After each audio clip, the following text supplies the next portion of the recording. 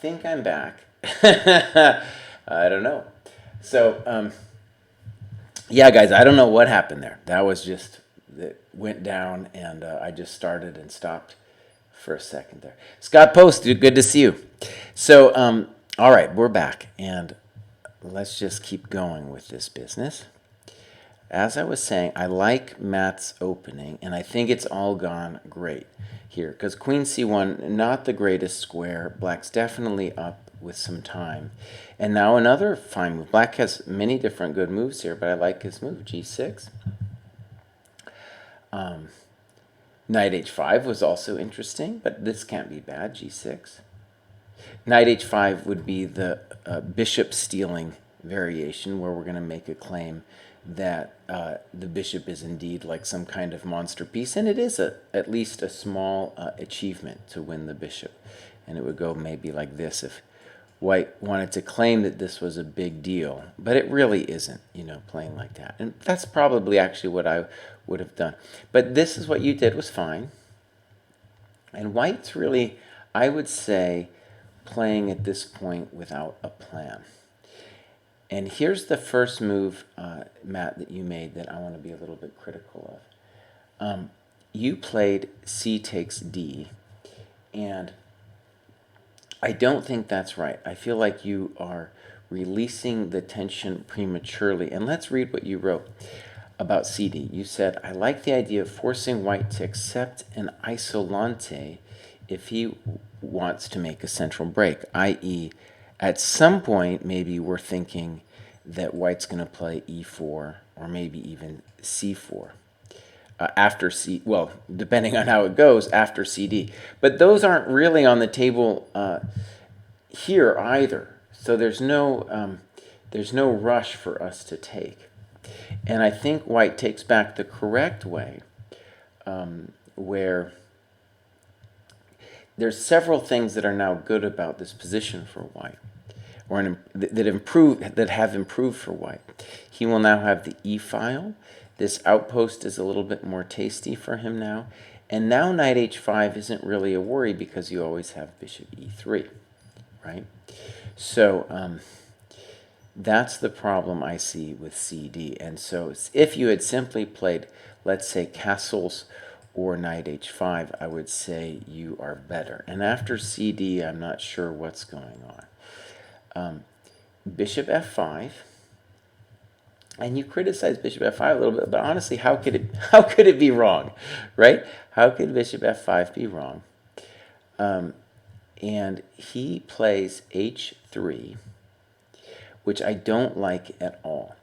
The only real point to playing H3 in a London is if you wanted to tuck your bishop back or needed to control G4, and neither of those moves seem like White really needs it.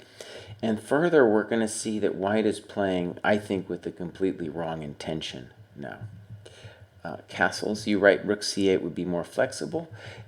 Perhaps, but I like what you did. And I disapprove of White's next move here, G4. I think this is radically wrong to play G4 because I don't see an easy way for the kid to fix his king now. I feel like the king is now permanently roaming. By the way, I love how you wrote some kid for your opponent. I know for myself, coming up and playing this tournament now, I've analyzed a lot of my games from the tournament I did poorly in recently, and I like many people am just terrorized a little bit by the kids who, even though they don't play that well, there's something about like you playing some kid and he's rated whatever, a lot below you, 300 points below you or whatever, and you start feeling anxious about the game, even though there's no real reason to feel anxious about playing an opponent, that much lower rated than you, but you just feel like, oh my God, maybe this kid's got a 49 in Puzzle Rush or something like that. And if you win the game, you get absolutely nothing. And then if the kid wins the game, it's like the end of the world for you. Okay, so I think G4 is radically wrong, and I think from here on out, I think there's interesting. The game really changes when white makes this committal decision. And the way I think you should think about it is simply as you being the hunter now. And white, when you think about it, the only real way for him to get peace would be to castle long. But obviously, he's got some work to do to get there. And that looks to me like you have more juice on the queen side anyway. Okay, so first of all, bishop b7. I still like black after bishop d7, but why not bishop e4? Right, that's your bad bishop. Throw it into the fire. I don't think he can take it in any kind of easy way. And, well, I think you're great. I think you're doing absolutely fantastic after bishop e4. And this brings us, I think, to something I want to stress going forward here, when after this g4 move has been played, is that you now want to bust things open.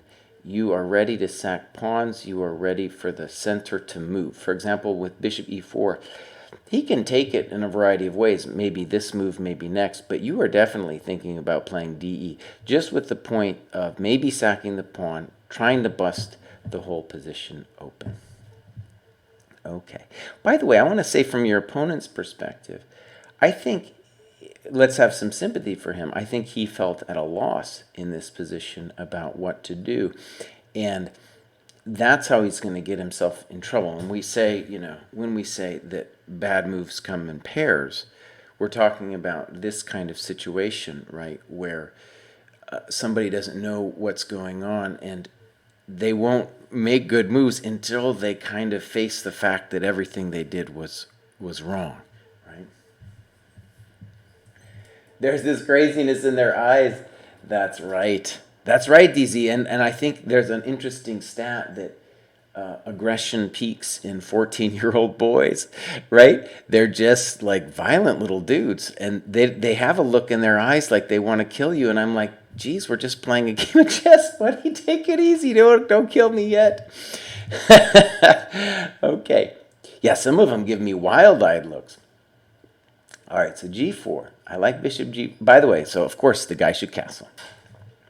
Bishop d7. Knight e5. Another strange move because white's only kind of claim going forward here with this g4 move is that he's got more space. And we need to maybe talk about what that means. Like, this knight is restricted by the pawn. This bishop is restricted by the knight. So this is black's worst piece. This is the second worst piece. And knight e5 is going to just help white clear up that situation. It's not an easy thing for white because rook c8 is coming basically anyway. But he needed to do something else, maybe bishop d3, something like that. And then on rook c8, maybe something gross like queen b1. But basically what I'm trying to say is there's an interesting thing that happens here where in a number of remarks that you made, Matt, you seem to suggest that you don't want to trade. But actually, given that you have a little bit less space, it's great for you to trade because that's going to lay his king more and more bare the more you trade, as long as you don't trade the queens. And we're going to talk about that more in a little bit. So knight e5, snip, snip, bishop b5. And let's read what you wrote. I played this move too reflexively. I am playing a lower-rated opponent and should maybe keep the pieces on the board to keep the tension. It's not the best bishop, but there is no urgency to make the trade. And so I think one of the reasons this phase of the game, that you didn't end him here in this phase of the game, is you didn't realize that what you're really looking for here is a heavy middle game. By heavy middle game, I don't mean like heavy metal. I mean an end game or a middle game with the heavies on, rooks and queens. And in any kind of situation like that, the worst king is really going to have it, really going to have a problem. So That's why the trades, I think, are great. And that bishop was worse. The bishop on e2 is actually a great defender of the king. So bishop b5, fine. Of course you could have played rook c8. There's no, I mean, it might have just transposed, though, because you're probably going to play bishop b5 next. So takes, and now queen c2, rook a c8. Now, terrible move from white here. f4. Absolutely abysmal, where the guy is completely loose, very unclear how f4 really helps his position. And now, when you play a move like knight e8, he will have to trade because f6, let's say knight e8 or knight d7, since f6 is threatened, he's going to have to trade off this piece on e5, right? Okay, so here you played a move that I didn't like too much, and you played queen a5, and I'm going to guess that, well, first of all, let's talk about it. You want to play b5, b4, and that part about it isn't too ridiculous. But note that we need to fix these guys at some point. And one thing I like about queen a5, first of all, is we're just making it a little bit harder for him to castle long. But when you think about it that way, then definitely we want queen a6, right? Because queen a6 keeps the diagonal. And what I'm going to guess you missed was you missed that maybe knight b3 someday might become annoying, right? Now, this queen a5 does not throw away your advantage, but after either, what I like, either queen a6 or knight e8, both of those moves make a lot of sense to me. And it's the kind of position that if you turn on the computer, it probably would only say small to clear advantage to black, but in a practical game, I think white is strategically lost. And what I mean by that is I don't think white has any plans anymore, and meanwhile, his king is getting hunted down, right? So I think, well, yeah, especially from a practical perspective, I think white's in big trouble after either queen a6 or knight e8. But like I said, queen a5 doesn't throw it away. It's just a bummer because now we have to think about knight b3. Okay, queen d3, queen a4. Good move. Knight b3, and you played b6. Now, first of all, knight b3 can be criticized, but notice it's not so easy for the guy to play, right? Now, the first thing that should have jumped out at you here is, oh, the guy moved from knight d2, so of course it's time to play knight e4. Now, one thing you wrote here, you were saying, I was hesitant to trade the dark square bishop. Look, first of all, think about it. Of course you want to trade that thing, right? And of course you want some middle game like this, right? Fantastic. And if knight d2, honestly, you've got a wide range of moves that are great here. Knight d6, even knight takes d2. Let's just stare at that position now for a second. I don't know, rook c6. That king is toast. This king is really in trouble, right? And you have a variety of ways to open this guy up. And the reason you shouldn't be worried about him mating you is that it's not just that his king has a problem, but because his king is funny, it's hard for him to organize his own heavies to attack your king. So yeah, huge deal here. And I think there's this curious thing that a thread of thinking, Matt, that you have here, which is I don't want to trade against this guy. And in fact, you kind of do. At least you don't want to trade queens, but everything else is fine to trade. So knight e4, you're doing great. b6, queen f3. What should we play? We should play knight e4, queen b5. You wrote, I think queen d7 is better. Okay. Let me just say the thing about queen b5 that I don't like is you're allowing him at some point to castle long, right? All right, he says queen e2. And You're right. You could tell. I could see where you're afraid, right? That you're thinking like, okay, let's try to get into your head, right?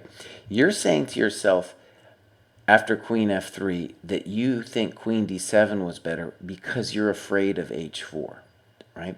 Now it is scary, but without this piece and this piece, he's not going to mate you, right? You're going to get counterplay first, just in principle. So that's why 94 for sure is what you need to do. And you need, if you want to be scared about something, it's him castling and consolidating his king position after, say, Queen B5 castles long. Okay, and because this is what you wrote after Queen E2 instead of Queen E2, or rather after Queen E2, you wrote White could have played H4, and I would have replied with Knight E4. Yeah, of course, but A5 was also possible. All right. So what that tells me, right, is what I just said, that you were afraid, terrified even, of this H4 thing. Queen E2. Okay. Now, of all the moves that you should whip yourself for, this next one is definitely one of them. You took the queen. And we're going to have to say that's a real screamer of a move, because the end game, or the late middle game for this guy is just always worse here. So the move you should make, Queen A4. His king has no hope for doing anything active, and Knight E4 is coming. Yeah, it's a big deal. I shouldn't say the king has no hope of being active. Has no hope of finding a shelter, and at the same time having the rooks work with each other. And right, he's going to be on the run. All right, so now we're going to move into phase 2 of this game, which is obviously totally different. So in the same way that G4 created a situation when White played G4, where the nature of the game radically shifted, this exchange that you do is also radically shifting the game around. And clearly, when you took there, you were motivated mostly by fear, right? Fear that you were going to get mated. Now, here you need to be worried, because his king is potentially better than your king now. But okay, you're probably still close to equality. Knight E4, and here we're really, the whole time we could have played Knight E4, of course, and here is where we are simply thankful that he played F4, because now F6 is a threat. And of course, we've got this threat. So, takes, and King E3. It's a little bit sad to move to E3 because we're going to see it's not the happiest of squares. But let's go ahead and just do it. And now you played A5, and I don't like it. First of all, you write, getting the minority attack going, but I should have first set up my pawns on the king side with F6 and H6 to stay as flexible as possible over there. Okay. Let's talk about this for a second. I think in these positions, you want to keep things as simple as possible. And the first thing we should say to ourselves here is that our king is potentially worse. That doesn't mean he's actually worse. It just means he's potentially worse. And our knight is at the moment better than the knight on B3. So the reason that we have to be critical of A5 is because you really, with this plan of A5, A4, you are encouraging the knight to go to D2.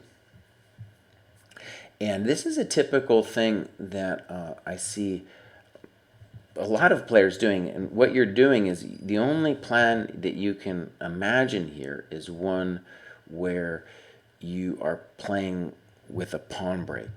And really, there's a lot of things that need to happen in the position besides a pawn break. You need to fix your king, and obviously we want to get the rooks active. I think that the easiest thing you could do would be something like knight d6 with this threat. Probably knight d2 is on, and then b5. And then this white has to worry about b4, and later even your knight c4 thing, though there's no rush with knight c4. Of course, we don't want to play b5 until we force the knight off of the b3 square, so there's no knight c5. Another move that's plausible to me, it's a little controversial, would be f5. And the goal there really is to make white wonder about the potential activity of the rook. And nota bene, you're kind of stopping this for the moment because the f4 pawn hangs. So there's several, let's call them two plans there, knight d6 and f5.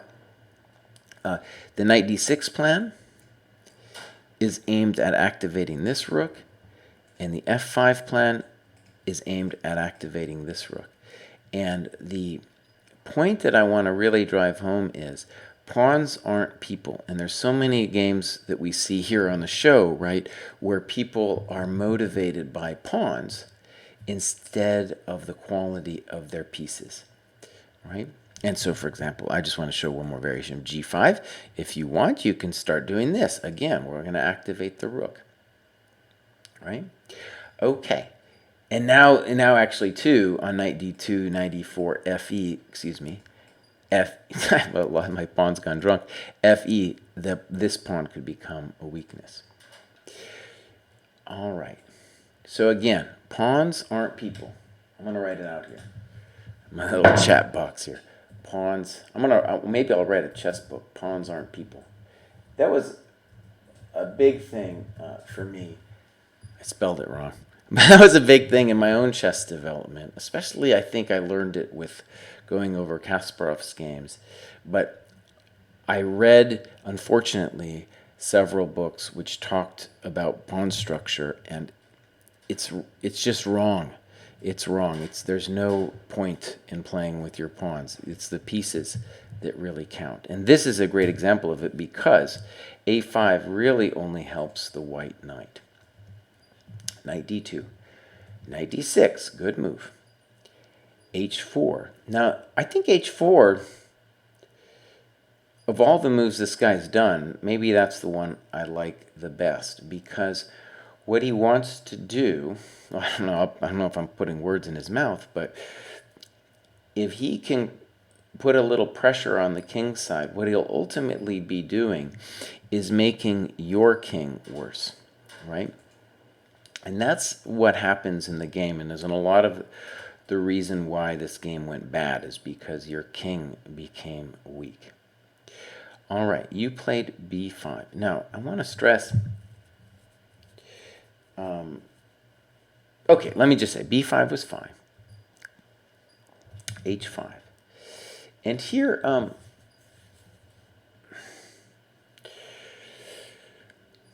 here's another jumping off point where I feel like you didn't appreciate that his knight was worse than your knight on d6.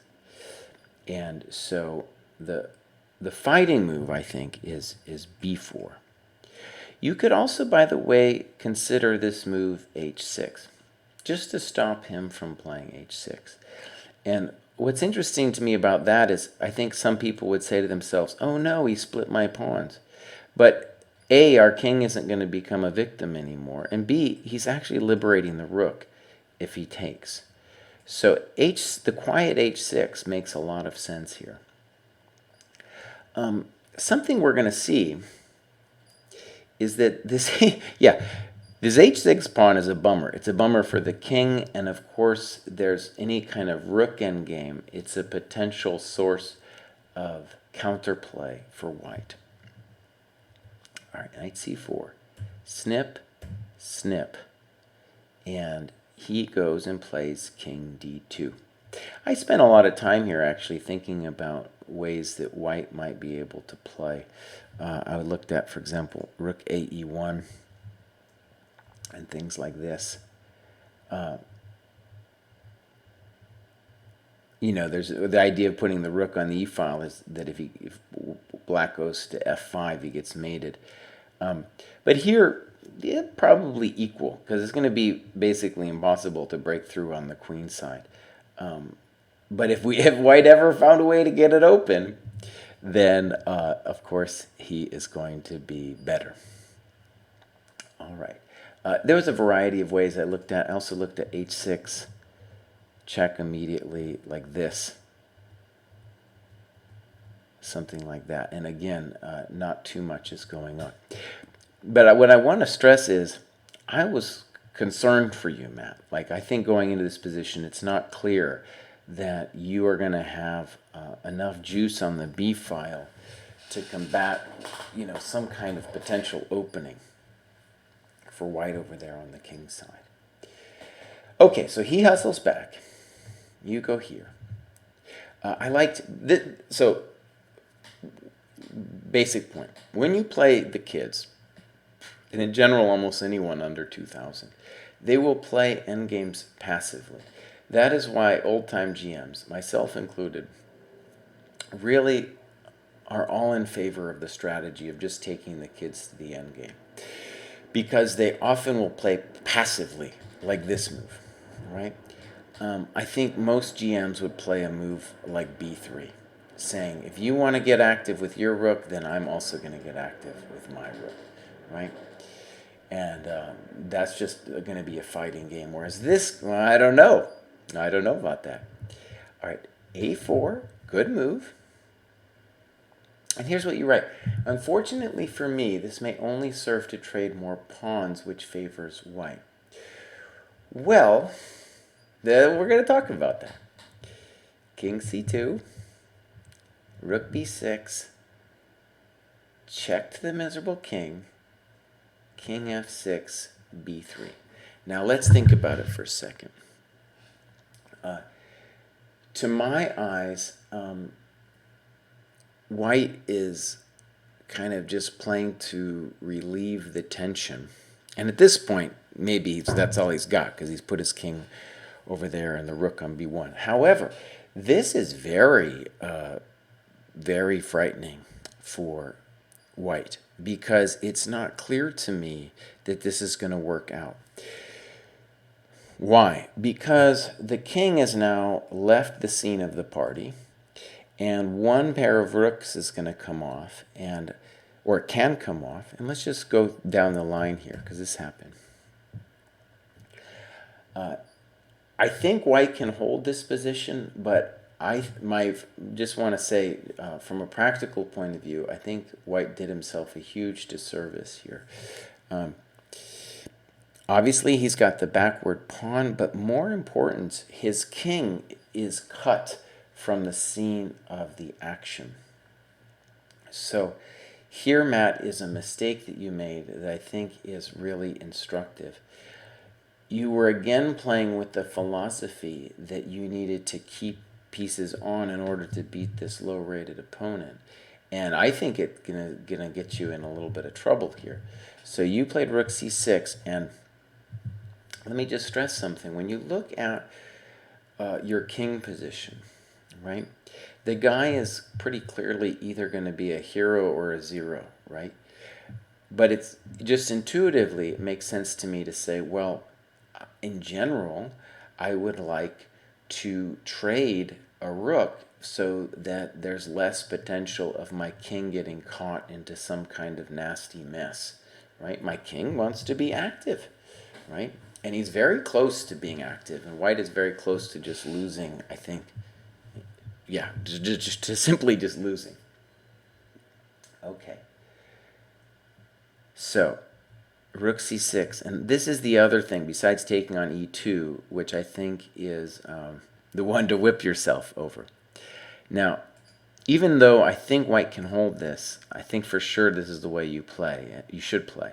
Now, you can check on b8, or you can play e6 first. Let's just check to make things more comforting for ourselves.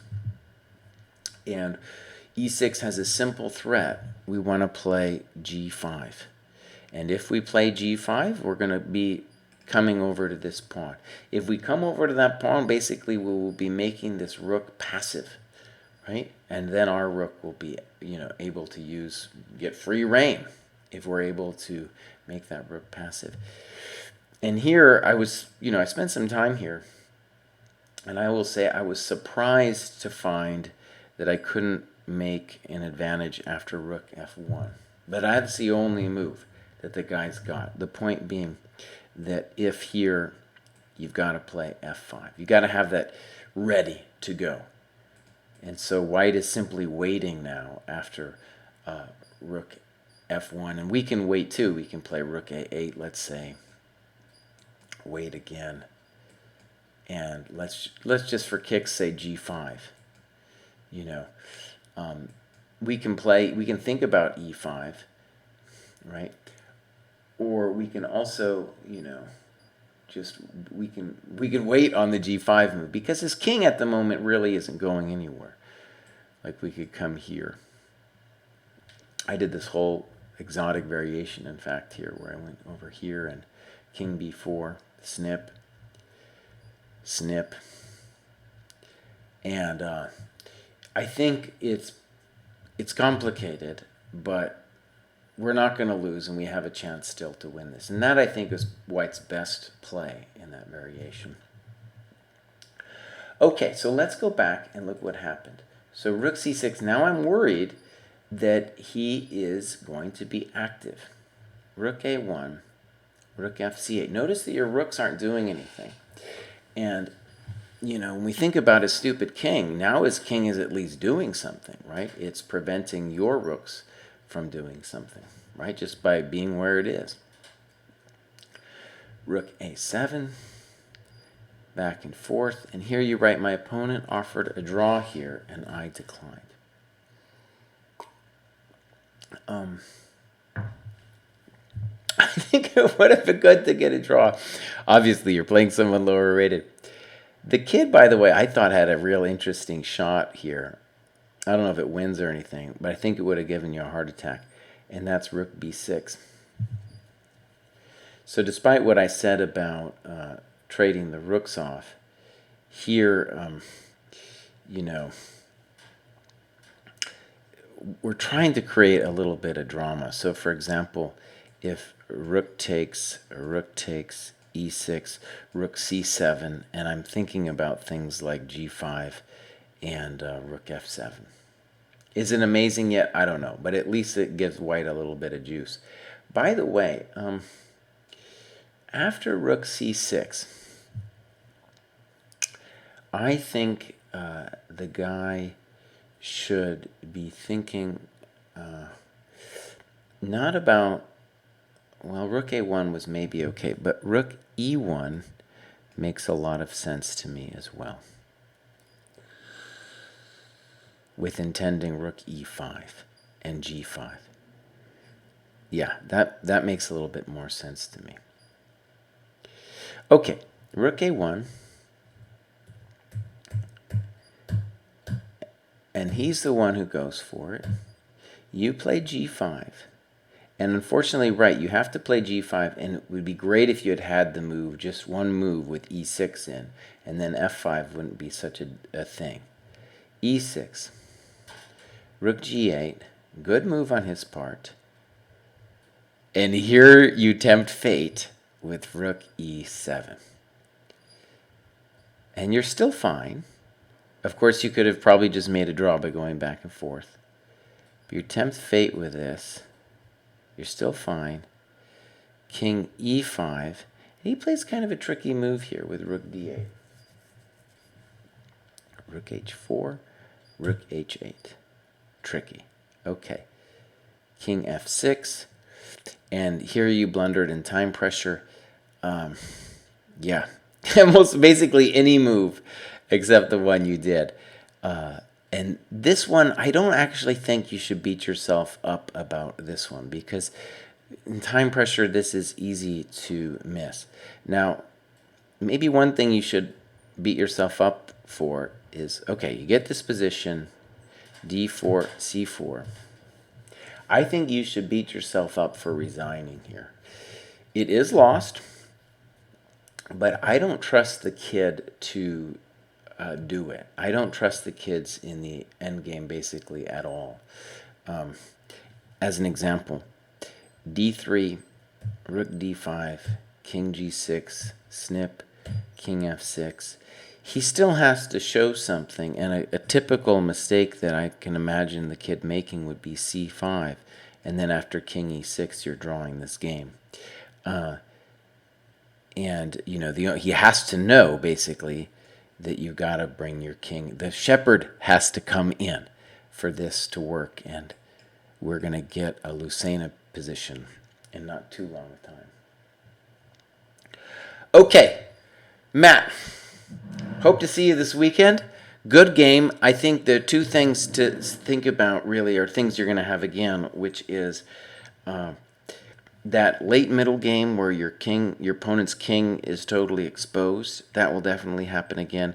A beautifully instructive game. There's many, but a nice one to look at is Caruana against Mamedyarov in the Olympiad 2018. Great example of a heavy middle game where the king, Mamedyarov's king, is more exposed. Also, not just on a theoretical level, but it's a good game to look at to see just objectively how hard it is for the opponent whose king is loose. All right, so let's go on. Nicholas is up next, and we get, flip this here, we get a Moran. Let's call this the old-time variation. This is what Anand used to play back in the 80s. That's how old me and Anand are. So, castles is a known mistake. And as you noted, e4 is the main move. And after c5, there is madness after the move e5, and there's madness after the move d5. Back in the pre-computer days, that was all the rage, were those positions. And I had that position with d5 loads of times. All right, so c5. I think already that, well, I don't know what black's like dramatically better, but I think definitely I'd rather be black now. And let's talk a little bit about it. The problem really is now it's going to be difficult for white to get the bishop out, right? He tries a4, and here, Nicholas, here's a move that you need to beat yourself up over a little bit, okay? Because here you took, and this is going to solve her main problem, which is the bishop on c1. Whereas if something like b4, knight e4, bishop b7, her bishop's terrible, right? You can comfortably play the rest of the game knowing that she's got a major problem to solve, and it's not too easy. And she's not lost or anything, but she just has a problem.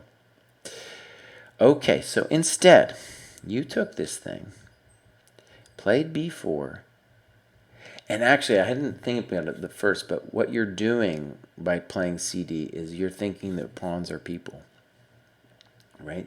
Because in your mind, when you took there, you were saying you were telling yourself a story about the isolated queen pawn, right? That's how you were going to try to win this game.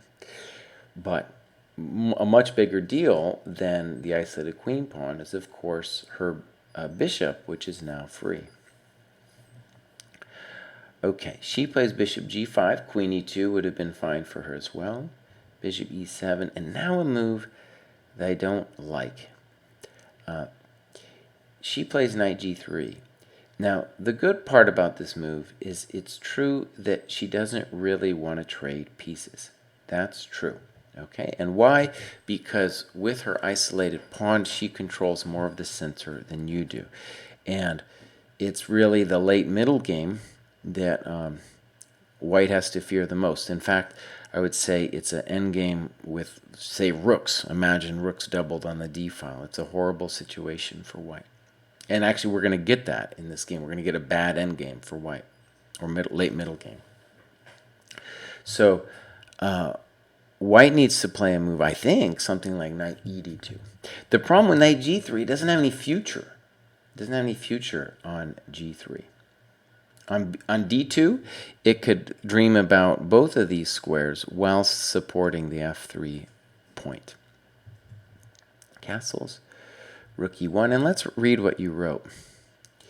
The preceding moves were not forced but normal developing moves. White had other options as well, but they would lead to similar IQP positions.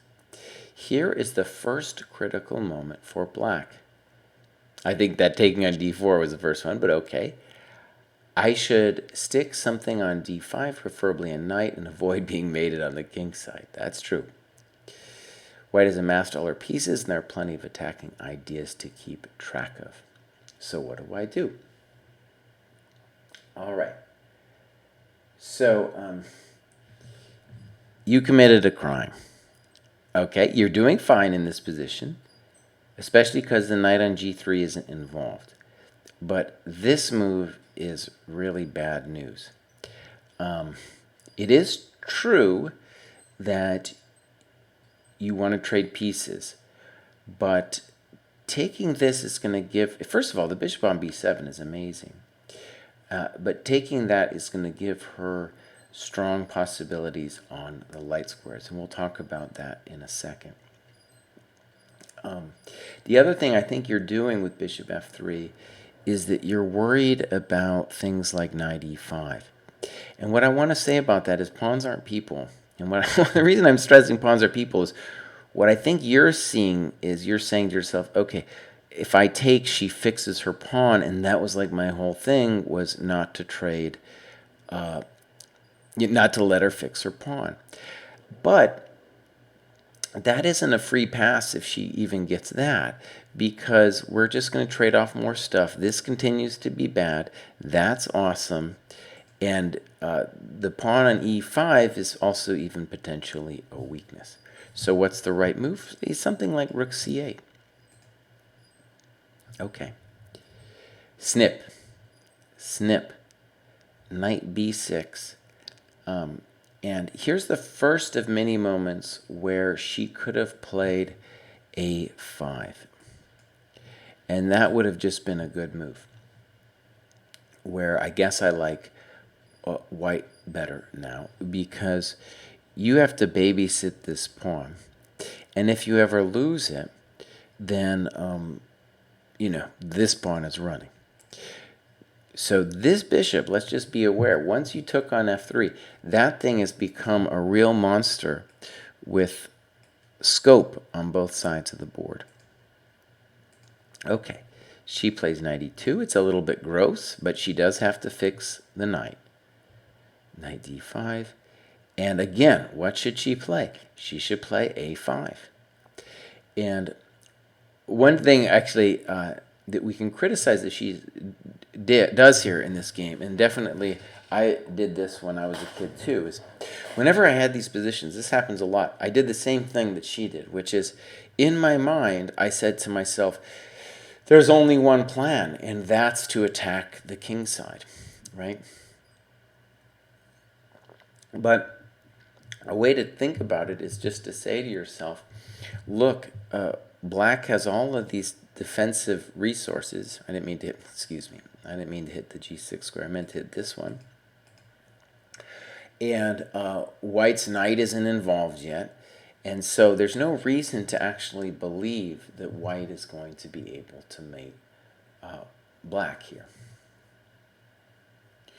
And you write that from here on and for the rest of the game, white commits herself to an attack on the king side. Right. In many IQP positions, by the way, it is totally an option. What should she do, though? Let's fix that pawn. Let's fix that guy. Put a nudge on that. Just make you babysit that thing for the rest of the game. All right. So queen h3, queen d6. I like how you did this, and I approve of that message with g6. Note, when you're playing against the unopposed bishop, in this case, the bishop on d3, right?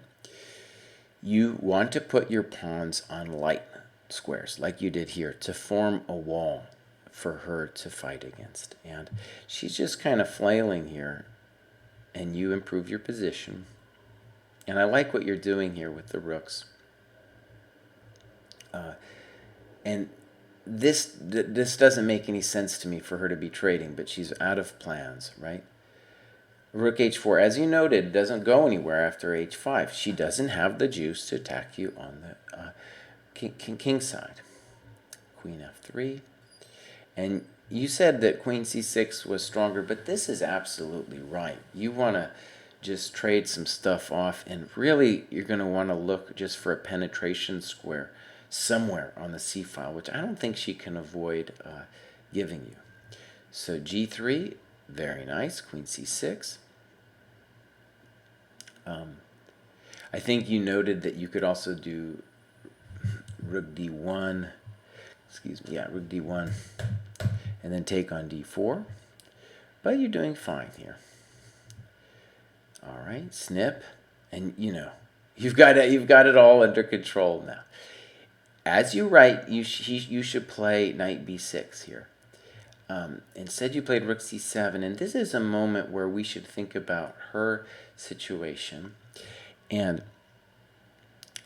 her hope here is really that you don't get an entrance square.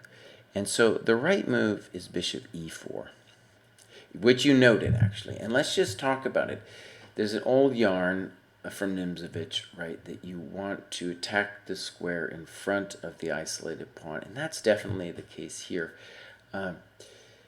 This makes it a little difficult for you to do stuff, and after like maybe queen f3 or something, the knight is going to have a little bit of grief to deal with. So for sure, bishop e4. Instead, she's convinced that she's going to mate you over there, and no, she doesn't have the juice. So knight b6, good move. Queen e2, queen d6. Thank you very much. And one of the reasons well, I don't know if winning is appropriate yet to say, but you're much better, is that your extra pawn on the king side really means that your king is ultimately going to be safer here. h5, there's a beautiful knight. I like that move a lot, gh. We're going to use that pawn to break down the king. And now a really nice move, puzzle rush, alert, rook c2. Hi Vishnu, no, I knew you were going to tune in late. You're coming up in the game after next. So you haven't missed out anything. And I also want to announce that Paul in New Jersey wrote he was going to come in a little later. So I've got his game scheduled for later as well. St. Nick says, I will not trade that bishop again. That's right. Okay. So rook c2, very nice, and very nice move there too. So very nice finish for that game. And I think Nicholas, you're doing good, man. Like, I criticized some things obviously, but I think that was a great game. And note that even though I criticized you for going into the isolated pawn, at the very least, it was a strategy that you executed well, right? And this is the ultimate execution of it here with the beautiful knight. Okay, let's go on to Marty and SF. Marty plays in the Tuesday Night Marathon there in SF, where I played for their team for many years before being dragged by my wife out to Baltimore. I was exiled from paradise, basically. Let's take a look at Marty's game. So what I want to say about this is an ancient system that Marty plays here with e3 and a4. And I did this as well ages ago. It's a beautiful strategic idea, but I think it would help if maybe I'd say a couple words about what's going on. In the Benko, if I put it this way, and I've said this on the show before, Black's aim is to say to himself, I'm not afraid of exchanges, first of all. And why? Because I'm playing a Benoni structure and I have less space. So the hard thing for black players to understand is they actually want to trade, because they have less space. And it's hard because normally you're told when you're down a pawn that you don't want to trade. Okay. Now, white, in turn, wants to keep pressure. And the beautiful thing about this A4 system is that you are going to try to shut down the counterplay on the queen side. And again, the point of the counterplay on the queen side really is to create enough drama that you don't get busted with a squeeze of your pieces or simply in the center. And a lot of times what happens is you get busted in the center and then it moves onto your king. So castles, rook a3. Very highfalutin, good move. Rook a3 allows AB in some situations, but also we're just waiting for black to take with a move like AB. So I think the right move for black is knight bd7, but then probably e4. The game would continue.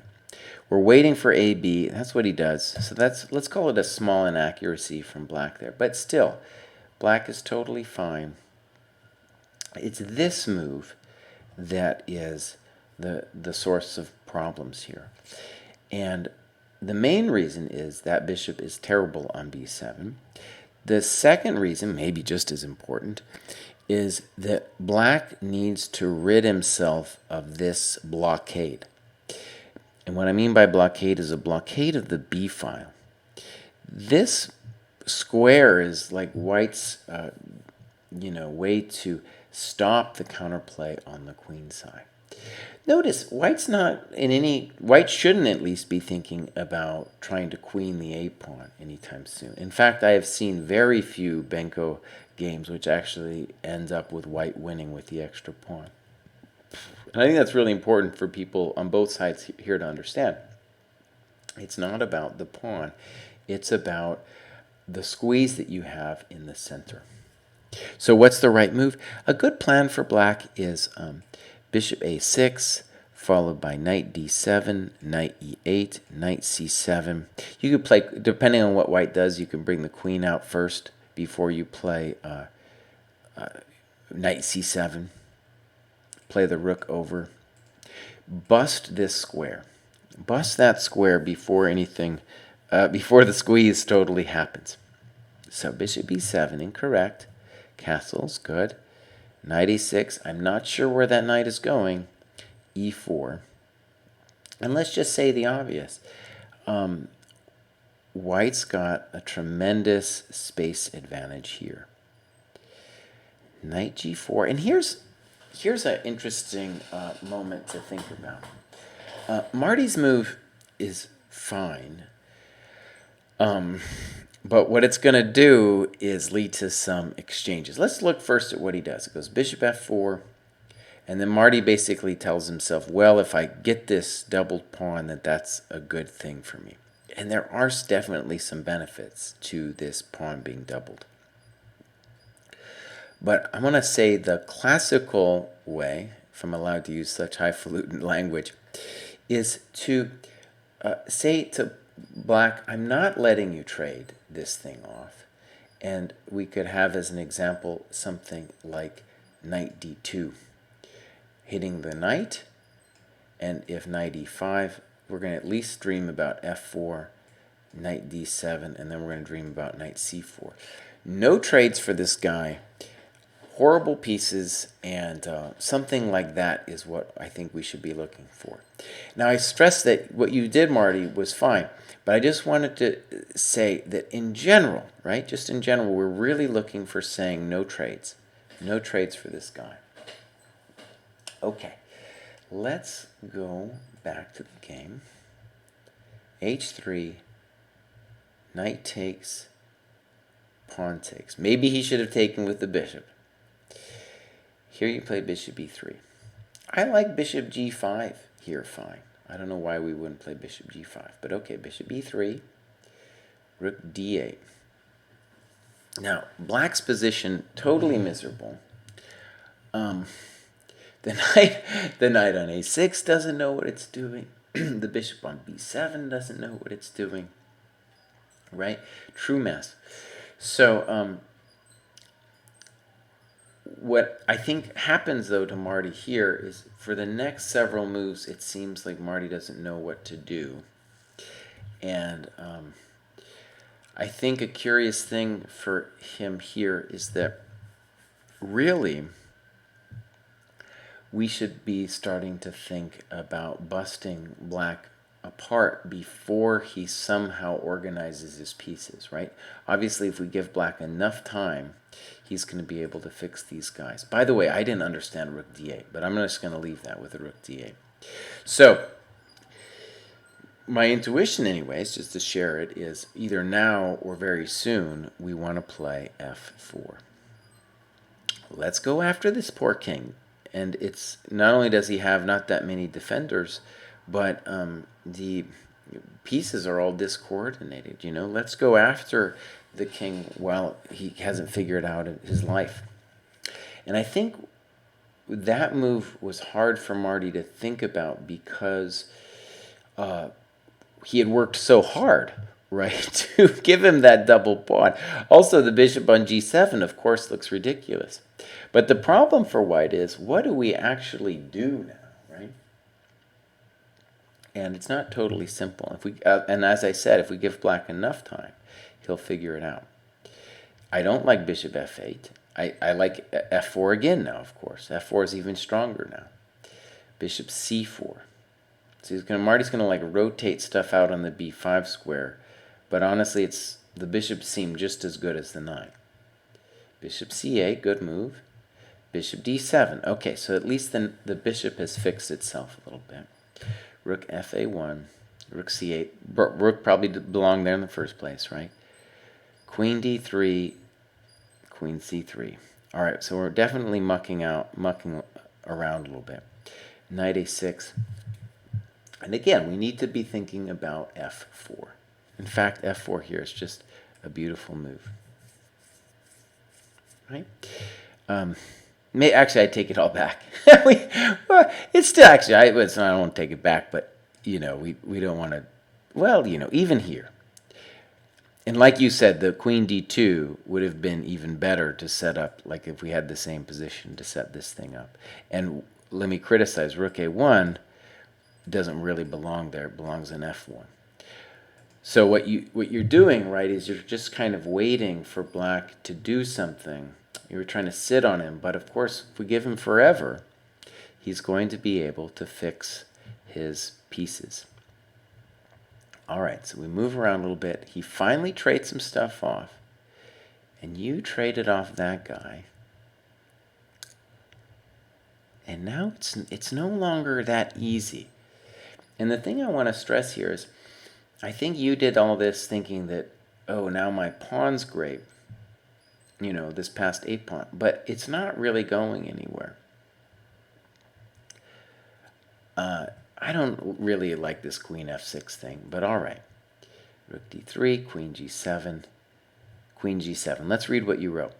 Impatience. I also did not see a clear way to activate the queen after retreating, but it still would be a better piece. Agreed. Notice that his queen on g7, terrible.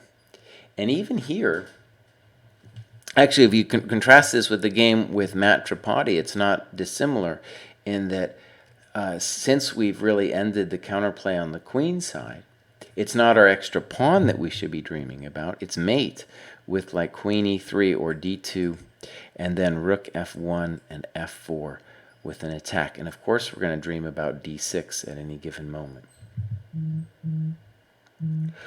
One thing I've said in the past is it's the dream. This is hard for people to understand. It's the dream of black actually to go to the endgame. And notice that the black king now is better than the white king.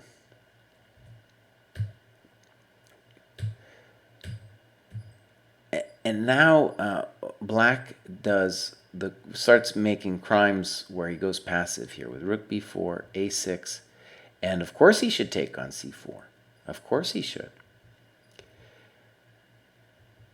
Snip, snip. I don't know why he's not taking on c4. And here, yeah, you definitely, you see your mistake is that you went after the wrong pawn. And let's just say that of all things that are true about rook endgames, it's that connected passed pawns are the beast, right? That is the absolute beast in a rook endgame. So that's totally winning. But your position is strong now. Yeah, the guy refused to ever take. And now you're winning.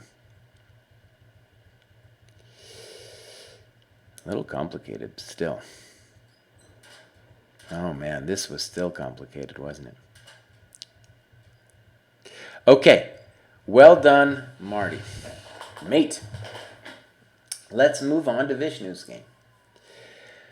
All right, Vishnu is playing a guy named Stronger Opponent. Stronger Opponent plays f5.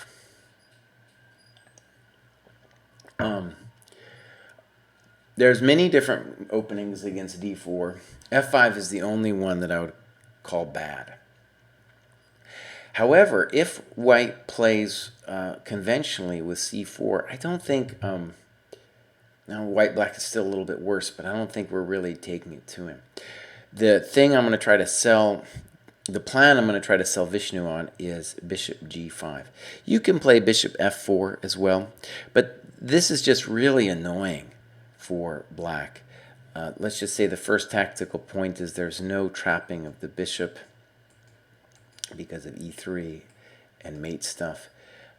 And, you know, since there's no trapping, maybe even this is the best line for black, something like this. This is a terrible position, though, where white, I think, is the simplest move is knight c3.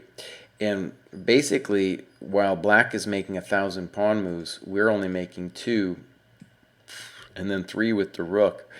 It's a mess. It's a real mess, and we're probably going to castle queenside after something like queen f3, bishop d3 at some point. Very simple position to understand, too. Okay. And we're going to talk a little bit about the dream of Federico here. And the dream of Federico is the dream of the f-pawn. Let's talk about it in a second. All right, so this is known as the Leningrad. And this is totally a fine way for black to play. I kind of like what Vishnu does here with e3. Because what you're kind of doing is setting up a French structure. If you imagine a King's Indian attack against the French, that's kind of the structure that Vishnu is playing for here. Now it's a good time to talk about the dream of Federico, though. When you play the King's Indian, right, normally you have to do a little dance with your knight to get the f-pawn out. So the dream of Federico here is that the pawn is going to be useful on f5. And it's really only going to be powerful if the guy can either take something or move.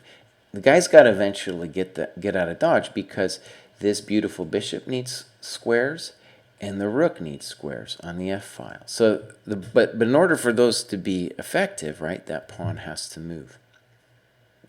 Okay. All right. I want to just take a moment. I've missed a bunch of stuff. People were... all right, Marty's listening at work. Great. I have to work when I'm at work. All right. Now, you guys, I Googled Marty. Marty is a famous journalist in San Francisco. So you can follow him if you want to. So...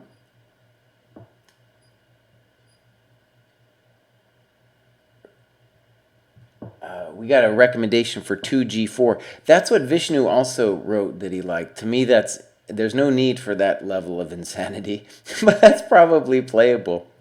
Yeah, in any case, I'll leave that there. It's kind of like what it would be like a wing gambit against the French, except going the other way. Okay, so now this thing that Vishnu plays, like I said, is totally acceptable, but I think you have to understand that there is a fundamental strategy, which is to say that you're playing a French, and because you're playing the French here, you're going to have to say to yourself, my pawns are pointing towards the queen side.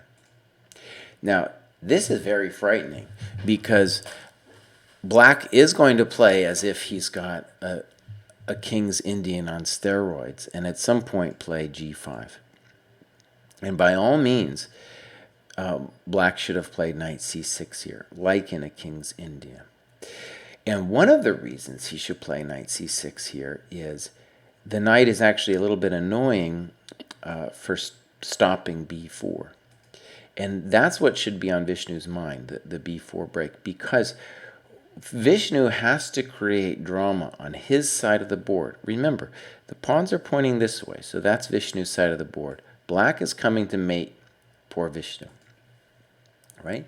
So knight c6 is multi-purpose in putting a little pressure and stopping b4. And I just want to point out that the move that Vishnu recommends here, d5, that's a high crime and misdemeanor. Because now when you close the center and black plays knight e7, b4, Vishnu writes, is probably better for white. I'm going to say it's probably not. Because now he has a full-on amazing King's India. And he is simply going to launch it here with g5, knight g6, h5. When we get a chance, we're going to play h4. It's coming. Poor Vishnu's king is really under stress, and it's actually really hard to see how the play for white is going to happen over there. Remember, now we have a King's Indian situation, except black saved a bunch of time. He didn't have to do this dance, right? This is a dream.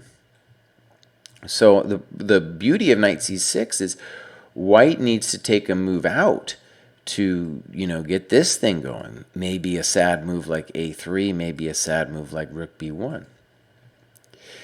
And that also informs us that in this position, well, at least the move we should be dreaming of is b4, right? That's the move we should be looking at. And instead, Vishnu plays b3. Okay. Knight a6, there's probably better, but okay. Bishop b2. And the problem with this bishop is it's unclear what we're doing. Queen e7, snip. As Vishnu writes, this isn't good. Let's say some obvious things. This knight is dominated by this pawn. This knight is dominated by this pawn. This bishop is blunted by this pawn.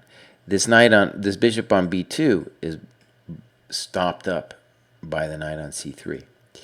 So now it becomes very difficult to do anything for white.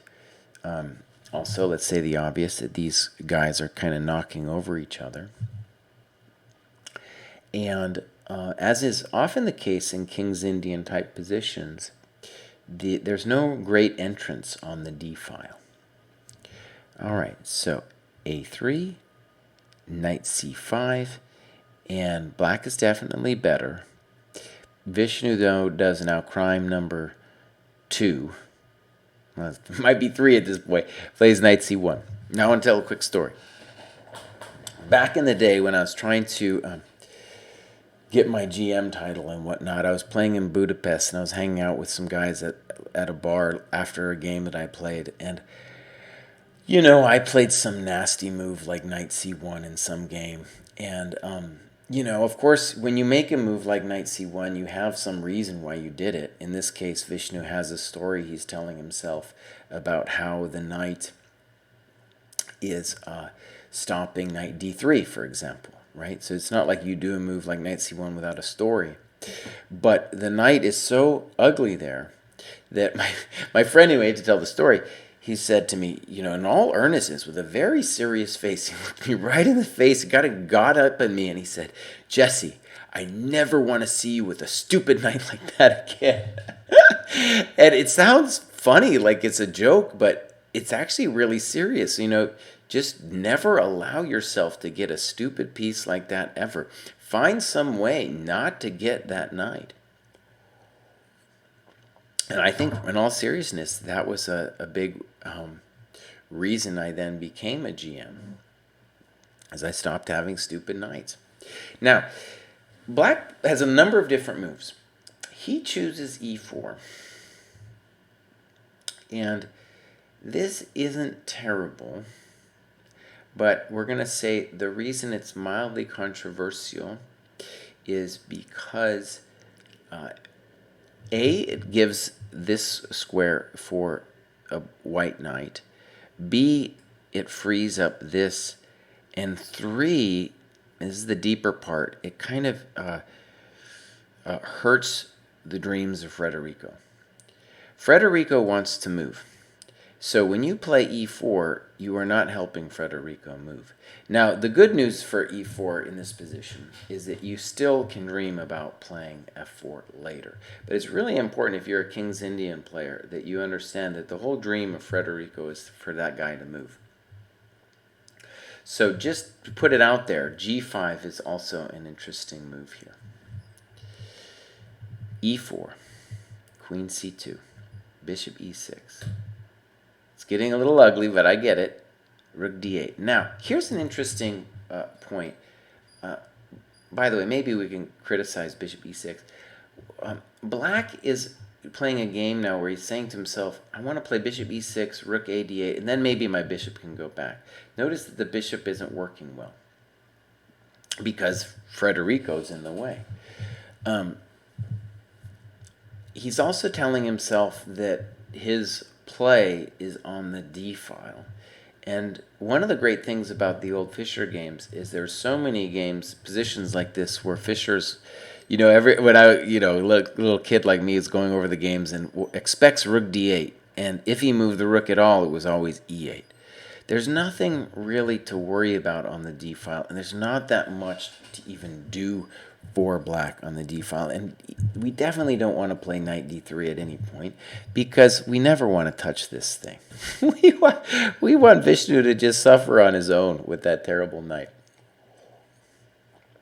Okay. So bishop e6. What should he do? Let me make a shout out for either g5 or h5. It's time to murder Vishnu and punish him for his crimes. The bishop on c8, like in the King's Indian, can sit for a little while, right? The knight on c3 is bad, the knight on c1 is bad. It's going to take a long time for white to do anything. And h5, h4 is just a great start. Note that the force count, like in loads of other King's Indian positions, is just great for us over there on the king's side. Okay, so bishop e6. Maybe you can start actually this as the beginning of black's downfall here, as he doesn't understand the dream of Federico. Knight e2. Knight d4 gets out of dodge. b4, knight cd7. Now, Vishnu writes that knight e6 was better, and he writes challenging the pesky knight on d4. I want to say I don't really want to trade off that knight, and in particular on knight e6. Whether I take on e6 first or play like one of these guys, I'm helping the c1 knight by giving the d4 square for my other knight, right? So unless there's something wrong with knight cd7, I think that's what he should do. Yeah, I don't want to trade that thing off. c5. Let's read what you wrote. In my analysis, I said this was dubious as it gave up d5 for no reason. I instead suggested knight cb3 and then knight a5. Now, one thing we should just do here is just feel your pain for a second, because it's not that easy for you to do anything in this position. Your bishop on g2's out. There's no clear pawn breaks that you can make. And c5 is a very natural thing to do. Maybe someday you're going to play b5. Maybe you're going to get the diagonal. And knight b3, it's hard to see what it is you're going to do after that, because knight a5 is not going to threaten anything either, right? And what you wrote is actually sensible, is that maybe you can dream about doing this kind of dream with knight c4 and d6. And that's indeed one of the few things I can see white doing here. In that time, of course, black should be playing moves like knight e5, h5, h4, getting the party started over there on the king's side, playing for mate. Okay, so here we go. c5, knight e5, rook d1. Not thrilled about rook d1. I think you need to, one thing, maybe you just start doing this anyway. Knight d3 is, you don't want to leave your knight on c1 forever. g5. All right. Now here's the thing. G5 isn't bad.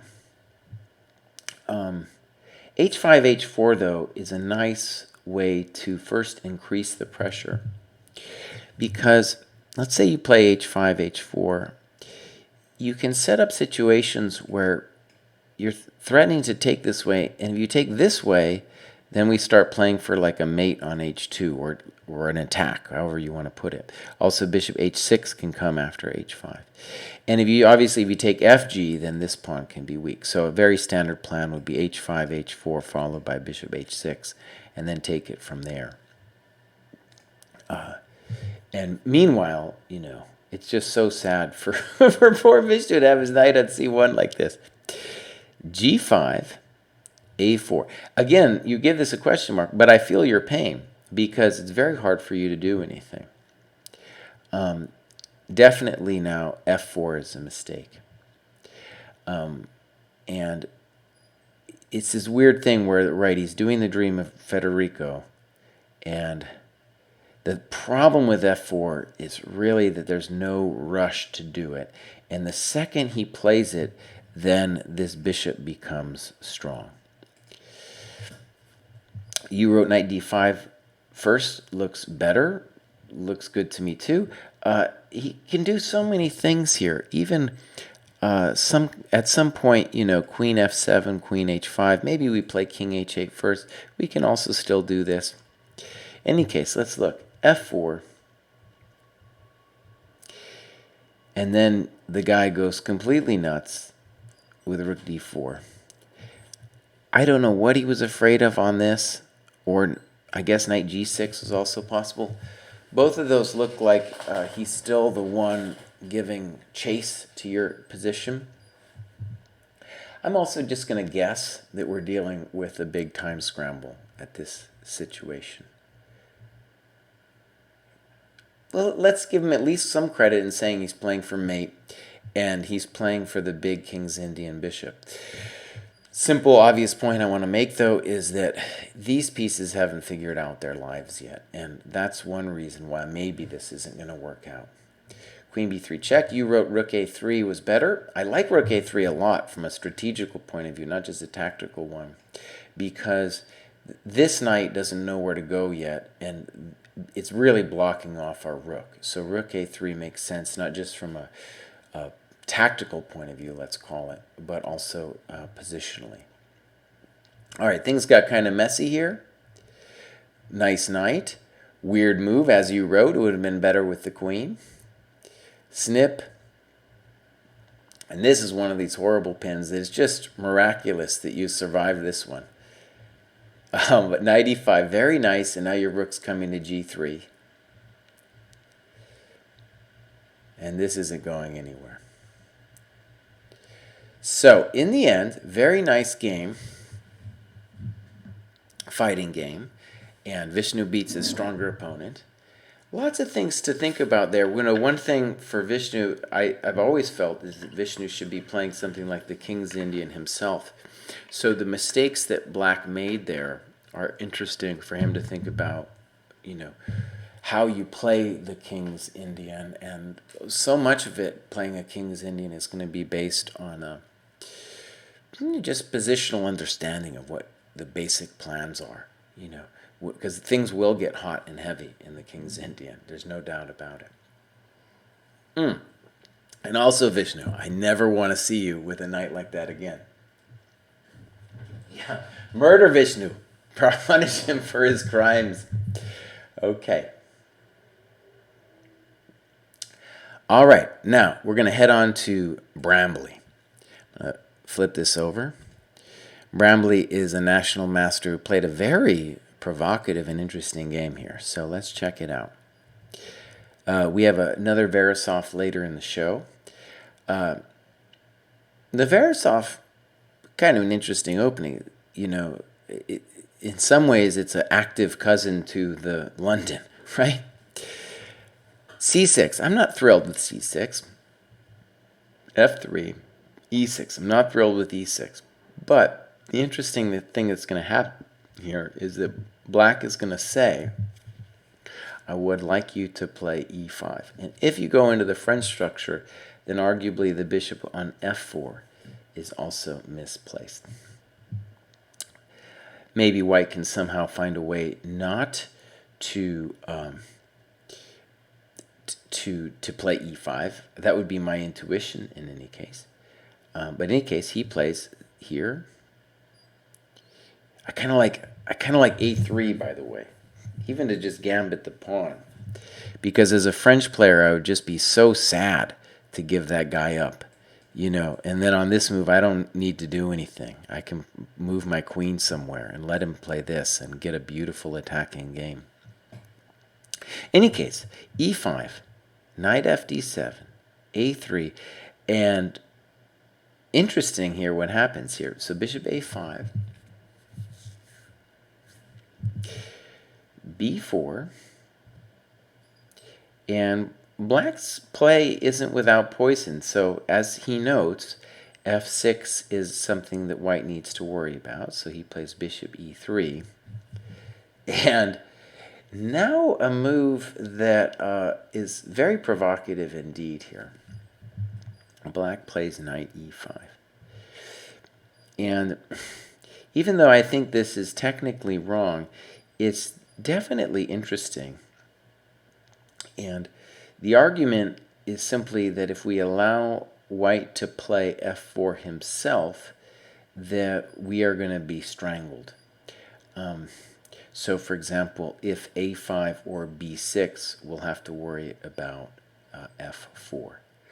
So this sacrifice in some ways could be seen as a defensive measure, right? We're going to break out and let our pieces achieve some freedom before we get nailed.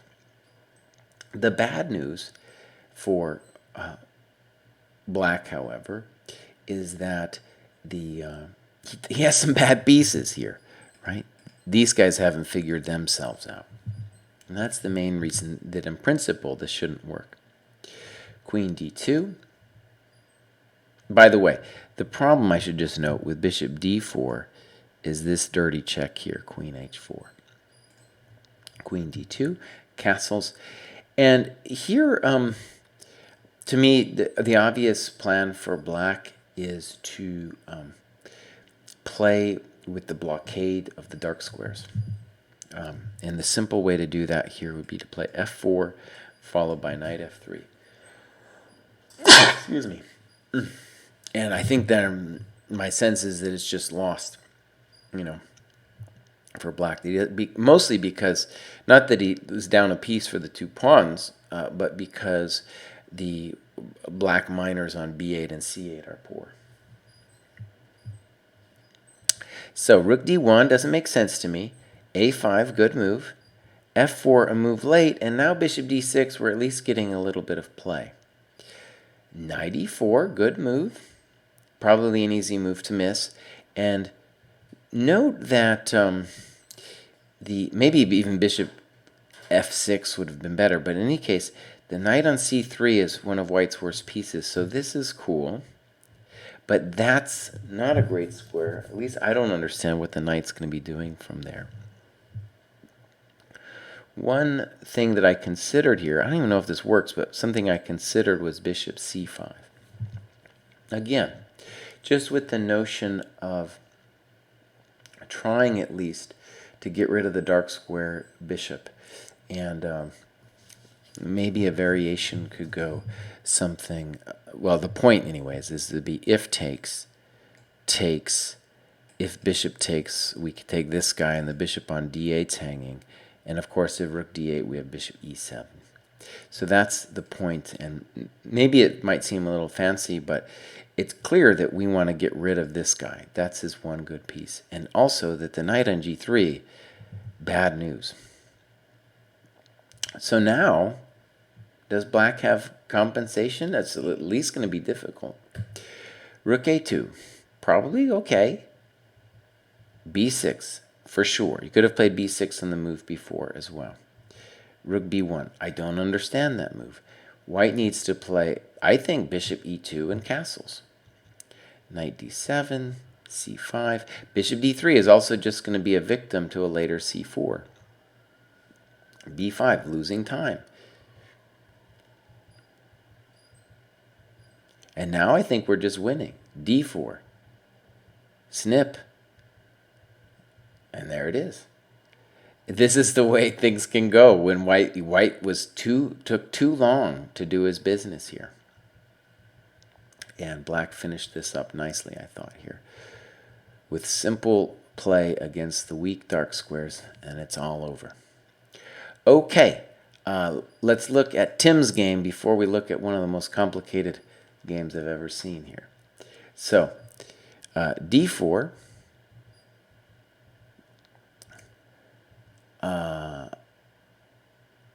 And here Tim notes that he got tricked into this system, and I think it was last week, the week before, for Vishnu, I did a discussion of this very position, which I'm going to call the Carlsbad position. And this knight e2 is something that Kasparov came up with back in the 80s. I don't know if he invented it, but he was the one who really showed how to play it. That video is on my Twitch channel, and I think eventually I try to put the videos then onto the YouTube channel so that people can go back and watch it if they want. I do a Wednesday show, usually, not always. I do a Wednesday show, I hope it's 4 Easter. And I'll try to do that next week as well. And of course, this show is the last Wednesday of the month, usually. Okay, here we go. Castles, h6, knight e4. And this isn't a bad idea, but the problem is that this f3 thing is coming kind of inexorably. And even though black gets to trade off some pieces, boom, we get e4. And this is, in fact, a very difficult position for black. And one thing we'll tell Tim is I didn't look in the database for this, but I'm certain this has been played many times in the database. And very simple plan, if we allow e5 before de, then f4, f5 is going to follow it up, and there's going to be a huge attack against the king. And if we take, then, well, really, we have the dream of Federico has been realized, right? So white is definitely better now. Good move. And knight e4, and if we're not lost, we're close to lost. Queen g3, good move. Knight d5. Just now, I was wondering, maybe you should consider sacrificing the exchange here. Just because it is pretty sad at this point, something like this. Probably lost, but you certainly have some compensation here. There might be some tricks to think about here too, but I think, yeah, you could at least think about this as a defensive option. As you wrote, knight d6 would be really hard to meet here, and probably lost, because all of white's pieces are glorious and his king is so much safer than yours. And as you noted, knight f6, a mistake.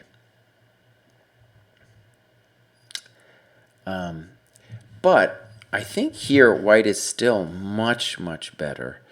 And maybe a theme of tonight's show even, really, is that these late middle games with the heavies, it's so important to ask yourself whose king is weaker. And for sure in this position, right, black's king is weaker. You wrote rook e5. I like it a lot. But even if you imagine just like passing, king h1 or whatever, there's nothing that... Maybe king h1 might be the one move we don't want to do.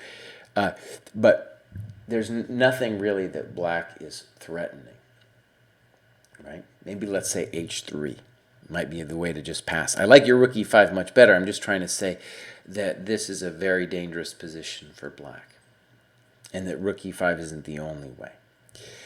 So he did snip, snip, queen c7, queen b4, nice move, snip, a bad move, and now you hit him with the brutal counterattack. Rook e1, very nice. And you wrote, this is where you offered a draw, and it caused some discussion, as it's arguably, or more than arguably, bad sportsmen like to offer a draw here. In a lot of ways, it's kind of like when people play on in a lost position when they are, when time trouble's happening, just because you feel like, oh, there's kind of an inertia of the game. And it's definitely just someone playing on in a sense of just desperation. But of course, after a while, the more moves that are played on in the lost position, the worse it is. I will say, just for the sportsman-like thing, as long as they don't offer a draw twice, right? Like, I feel like you can offer a draw anytime, and might be it's a little controversial. If you offer twice, then you're being a jerk, and I do see a lot of that, especially with the kids that I play. When I play them, I'll probably play some this weekend. Totally winning endgame, and there's more than one way. Tim decides on the old-fashioned way of Zugzwang, and there it is. So, very nice game. And now let's move on to Kevin's game. All right. Let me flip this. Kevin's been on... Actually, everybody on the show today has had games before, so it's kind of all seasoned veterans of the show. By the way, there were a couple people who submitted games I didn't cover, and I just want to say to those people, if you submit a game that was like a blitz game and you didn't do any annotations to it, I'm probably not going to cover it. Like I said, I'm trying to help people analyze their own games and really work on it. Now, that being said, I do want to say, if you're just starting off doing game analysis, my experiences will often happen that you might only see a couple questions. You'll think to yourself, oh, there's only a couple things for me to think about in this game. When in fact, like we're going over all these games, there's a lot to think about. And even when I'm doing the show, of course, there's a lot that I'm not spending too much time on. There's a lot more to talk about in each of these games that I'm covering. So just want to say, if you find yourself going over a game and you're trying to submit it and you're saying to yourself, isn't it unfair that Jesse's not covering my game?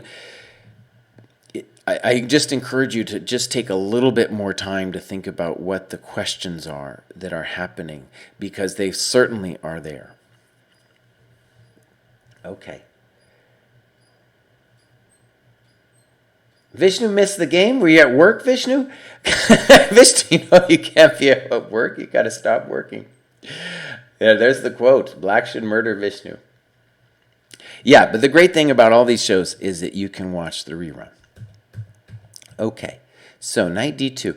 I myself, Kevin, am a French player, and I've had some grief with this move, knight d2. And a lot of people have made fun of me because long ago I did a lecture. We're talking like, I don't know, before I was a GM, like 2005 or something. And I said that knight d2 was a bad move. Now, in a certain sense, it's got to be the case that knight c3 is a better move than knight d2. But I have had my own grief with this move. And so I'm going to really relate to some of the problems you have in this game, because it's precisely the system that this guy plays against you where I have lost 3. Let's count them. 3 games with this against this move g3. 1 against the GM, 1 against an IM, and 1 against a really terrible loss against a guy who was like 2,000. And some of the one of the weird things about this move, okay, let's just talk about it for a second. So first, why was this move invented? Well, back in the day, Karpov had a plan that was kind of, long, with bishop, to move this bishop around to g3 with the aim of trading off this guy. Not a bad plan. Takes forever, right? And in the time that black gets with all those tempi, he should be able to be fine. So, that's how white came up with this g3 move. Now, first reason why I think I've had trouble with this is I I refused to take it seriously. It seemed like all these squares are now weak. And just to get this bishop f4 thing in, and like happens in your game, Kevin, I always ended up sacrificing the exchange, and it always became like your game, just murderously complex, and I, in all of these games, lost my way in the ensuing complications. Against the GM, he had totally prepped me out too, so it was a terrible, it was worse than just losing. Okay, so castles, can't be wrong. Bishop f4. And I have played also bishop d7 in this position. The other two games I played knight g4. Also very interesting. Your move bishop d7 is fine. And in the game with this 2000 player, he also played rook e1. And to me, it was a weird move. I think it's like a move the computer likes, and I didn't know that at the time, but it's a move the computer likes, and it's weird to me because you're leaving the f2 point loose, and in a lot of French positions, that's ultimately where we're going to try to crash the party. So, of course, rook e1 is aiming to gain some kind of play against our battleground square on e5. Now, I played knight g4, but your move is also fine, knight e4.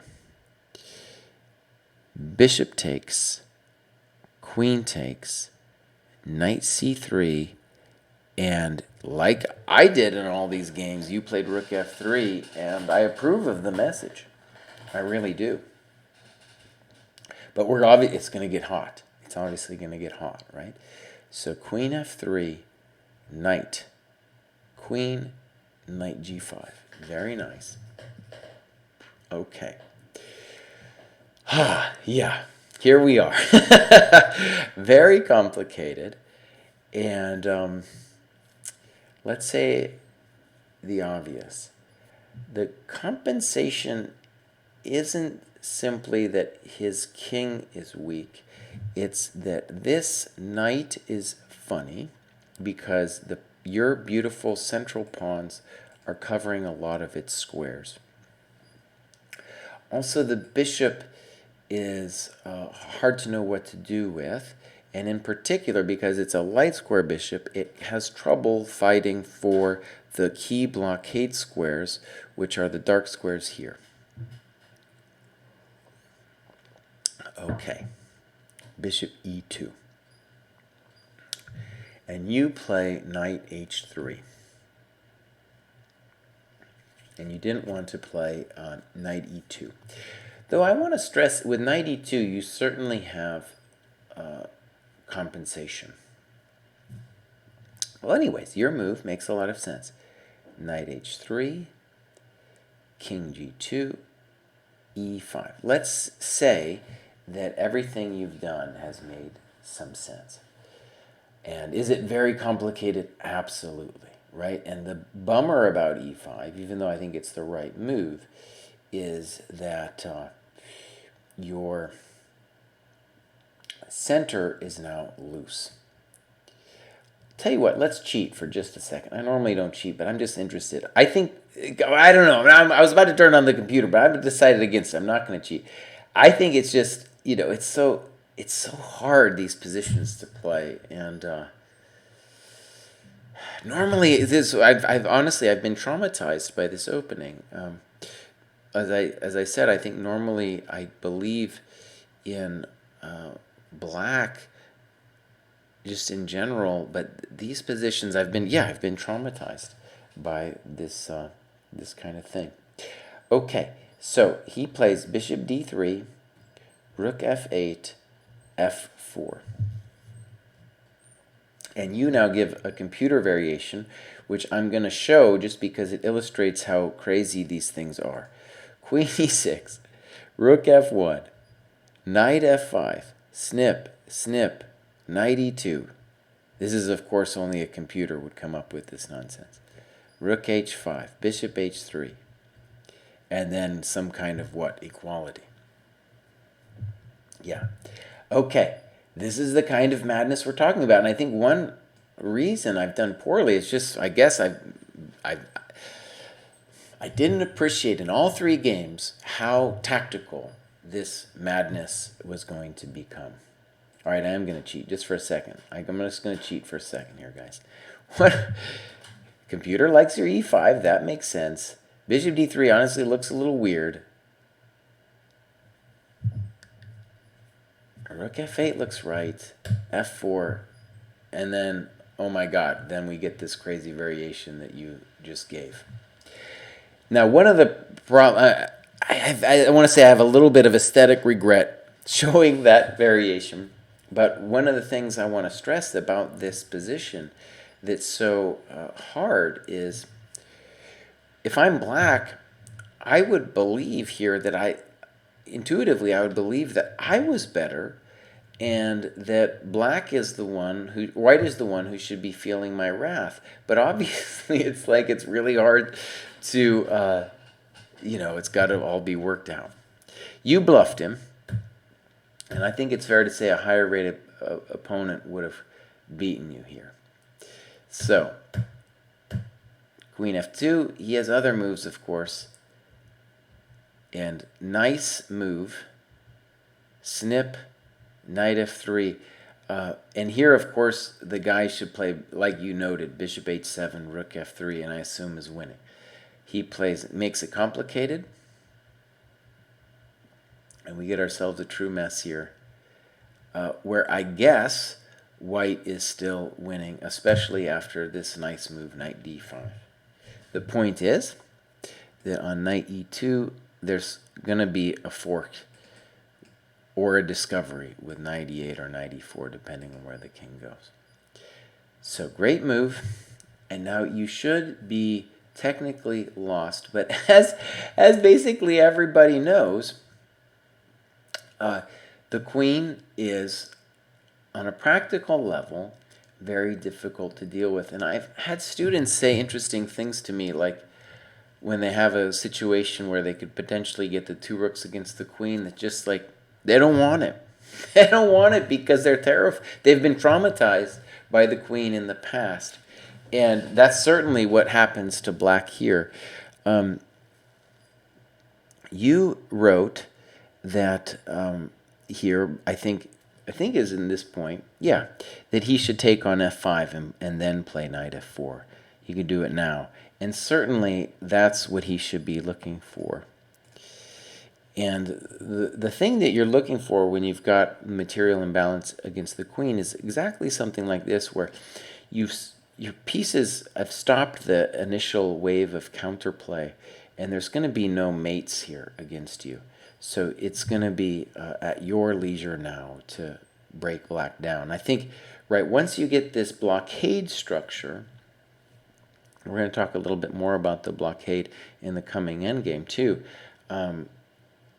On a practical level, at least, it should be really good for white. For example, now there's the Nicholas trick with rook c7 and knight e6 in the wings. And it's very hard for black to know where to put his pieces. Okay, as it was, knight f4 happened. You said thank you very much. Then you missed queen f6. It's probably some time pressure, understandable. And one thing we'll just note about what white does here is he goes completely passive. And like I've said in other videos today and elsewhere, this is the key problem with lower rated players in the endgame. Look what he did. The rook is... what did he do compared to that other position with knight f4? Now that knight is terrible. Now the rook is a little awkward. Sure, let's put some pressure on him. If you play like this is what's going to happen. Terrible things. And of course, we can imagine improvements for both sides here. But clearly, it's now white who's the one who has to figure out his problems. And here he blows it. And this is an interesting position. Cool fact, the only two minors that can withstand the queen are the two knights when they do, like you can create a fortress I believe it's like knight on f2 and knight on e4. Like imagine those two knights there and the king on g2. That's really the only way the two minors can do it. This one, this particular position, feels like you're close to being able to hold because the g3 pawn works well to hold your position together. The problem, though, is going to happen like in the game when the king comes around to the dark squares around here and starts probing around.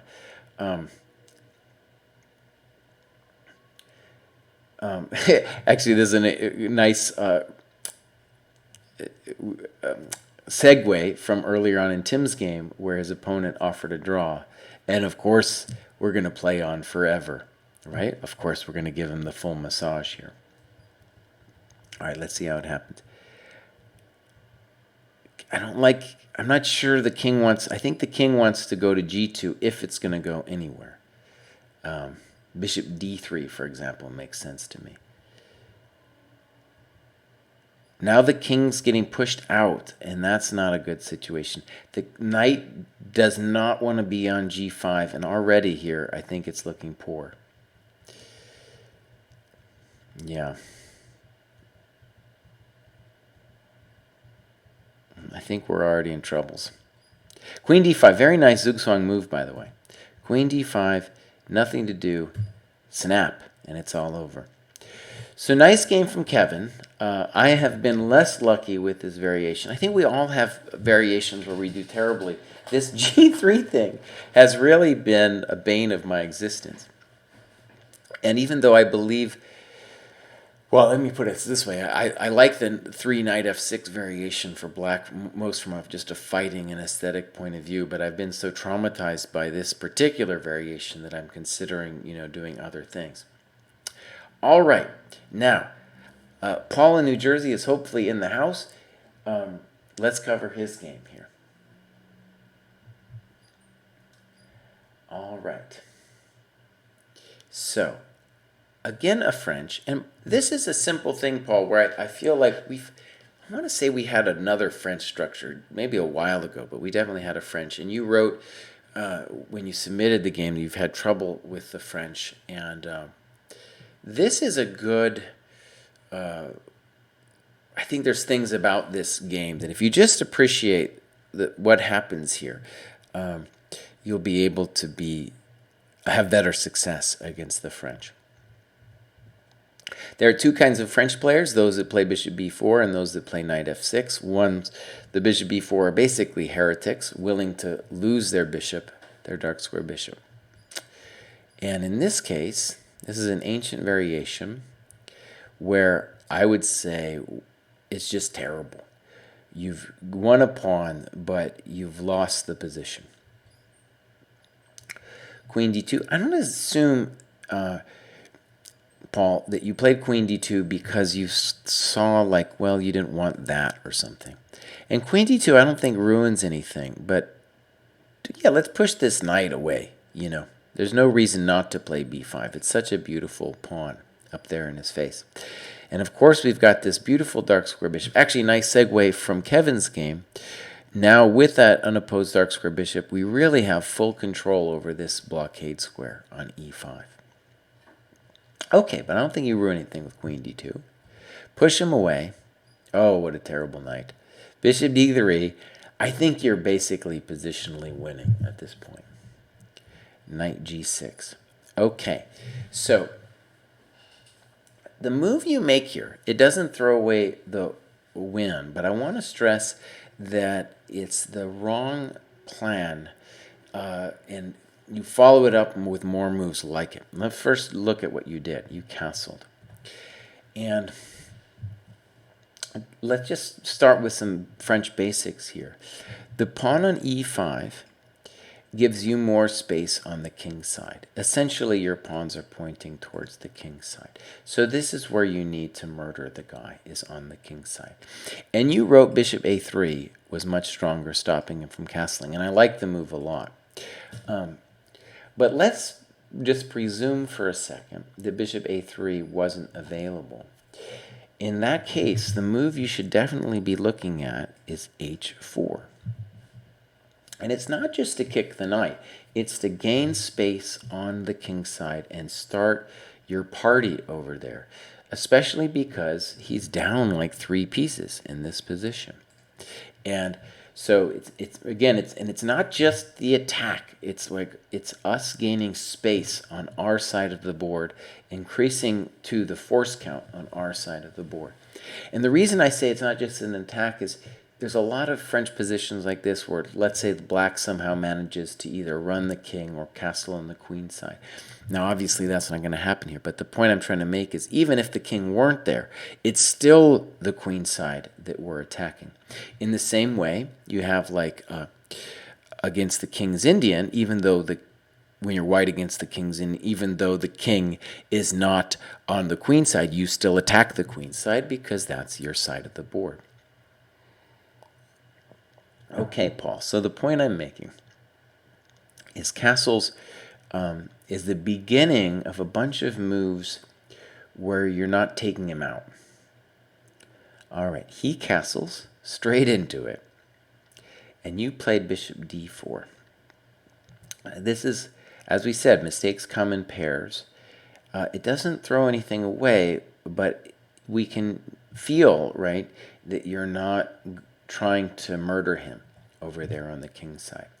Now, something I want to stress, the way for black to free himself when the attack comes is to at some point play f6 so that the heavies can defend laterally for the king. Also, just to break some of his pieces out. Like, this is truly a terrible piece, but if we got in f6 in a lot of positions, we can imagine, okay, maybe something like that's going to work. Unfortunately for the guy, we've got Big Freddy over here, and he's just really angry. And if you play f6, and so the thing to realize, and a great game to just think about conceptually how these kinds of positions work, is the Fischer-Miag-Mazurin game from 1967 or whatever it is, where Fischer spends so much time just preventing f6, because the idea is that if black can't play f6, he is simply in a box over there where we are going to come get him because we have more force. So there's more than one move here, but the one that makes a lot of sense to me is to play rook a4. And what are we going to do? Well, we're going to play h4, and we're going to look at rook g4 too at some point, right? But the main thing is we need to pop him and then start the business over here as fast as possible. And the only way really for him to bring defensive aid, like I said, is to play f6 at some point. But clearly now, you know, especially with all these guys doing nothing, that's not going to happen. So these two moves, castles and bishop d4, are kind of, you're not even worse yet or anything, but they're the beginning of the slide toward losing the advantages that you have in the position. Rook fe1, another stereotypical move, right? Maybe we need to play g3 to play h4. And this one's criminal. So it's 4 moves in a row, and this one's truly criminal, c4. And what I want to stress about it is that it's happening because you don't know what to do, right? I get it. It's not easy to know what to do, but the last 4 moves, right? I can feel it, right? You didn't know what to do, and there's some frustration. And c4, what it really does is it dramatically changes the nature of the position. And the really bad news, of course, is that the bishop is now a beast once we play c4. All right, Paul's in the house. So, yeah, important position to bear in mind. And, you know, the thing I want to stress about this as well, about c4, is there's a lot of players who aren't aware of their bad pieces. Like maybe black wasn't totally aware that her bishop was terrible. I guess French players are always aware that their bishop was terrible. But I mean, there are a lot of positions we've seen on the show where people played with bad pieces and didn't seem to recognize that they were bad. In any case, the reason they often don't feel it is because their opponents have let them out. in the past. And that's probably the case here for black. Well, where all of a sudden, she's, I guess, better, right? And finds a nice shot here. Boom, very nice tactic. So all of a sudden she's playing with fire. The point being that there's this great fork at the end of all this, right? So queen c3, some snips happen. I assume black is now winning. There it is. Okay, so Paul, I think we've had terror against the French before, and I think this is a great example for you to just think about the situations where you had the chance to light the fire on the king's side, and you gave her a couple moves to get out. And in particular, of course, c4 really let her out. So, for example, if we backtrack just for a second, I don't know if you're better still or anything like that, but she still has problems to solve. So something like g3, h4 should be on your mind here. In fact, as long as even if you passed here, did something else, you're still doing fine. The problem really, I guess, is that at some point, we're not worried about knight d3, we're worried about knight e4.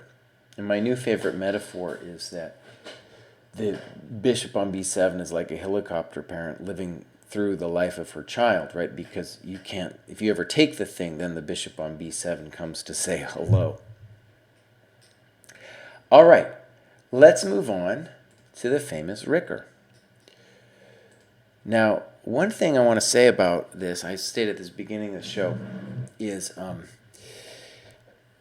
one thing where I'm in the boat of most of the people who have submitted games here is most of you guys are like me, older. By older, I probably just mean over 20. And it's very difficult to improve. And something I've seen as a coach, and I teach a variety of levels, is that whether you're 1200 or 1800 or 2500, it's very hard as an older person to gain just 50 points. It doesn't seem like it should be that hard, but I'm telling you now that that is my experience. And one of the reasons I want to stress that is, for me, it's kind of a novel observation in that my intuition was in the recent past, was simply that people who were 1200 it would be much easier for them to improve than it would be for, say, me, or someone higher rated, or rather, the intuition was the higher rated you are, the harder it would be to improve. But I honestly don't think that's true. I think the only thing that's true is that you could be an older person who hasn't reached their plateau yet. Like if you just started playing and you're coming up and you're improving, once you hit that plateau could be 1700, it could be 1900, it could be 2300. Whatever that plateau is, though, once you hit that thing, oh man, you got to have some realization that it's going to be really tough to move off that plateau once you get there. And so, for example, in my case, when I was in my 30s and tried to become a GM, I didn't even know how hard it was going to be. For me, I was gaining I guess about 100 points, and it was hard, man. And now, as an old guy, I'm just trying to honestly just maintain my level. And it's so easy to lose against the 1800 rated kids now who are tactical geniuses. And once you lose one game like that, it's all over. The party of the dream of rating gain or whatever is all over. So Ricker, for example, I think is in his 70s, and I don't think he has reached his plateau. He's definitely improved. He started playing chess late, and when he first posted games here, he was hanging a lot of material. Of course, he still has sometimes tactical grief, but he's playing with a lot more control. And all I want, so one thing I want to stress is it's this interesting thing. When you're an old guy, whether you're 1200 or higher rated, the struggle in a lot of ways is the same. So even though we might see some moves here where Ricker misses something obvious, I'm sure when I play this weekend too, I'm going to blunder something as well. That's just part of the deal. Like having an acceptance of the fact that you are going to blunder is, I guess, part of the deal. All right, let's get into it. So, kind of a weird opening from white.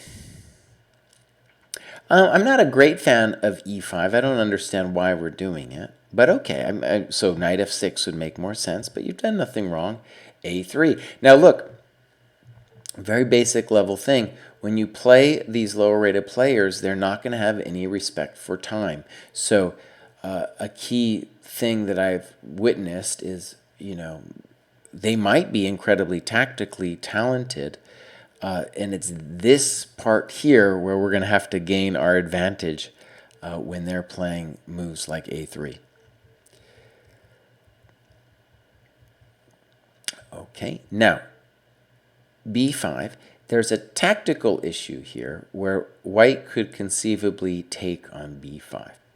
But that actually leads us to think about what's going to happen in this game, which is there's a very simple dynamic here where we have opposite sides castling. And for what that means is the value of initiative has risen. And that just means we're more able to sacrifice pawns. The value of material's gone down. Someone's going to get mated. I guess that's what it means. Someone's going to get mated before we get to the end game, or at least it's very likely that someone's going to get mated. So if your opponent had taken the pawn, then the b file would be open. Still, probably bishop b5 is the best move here.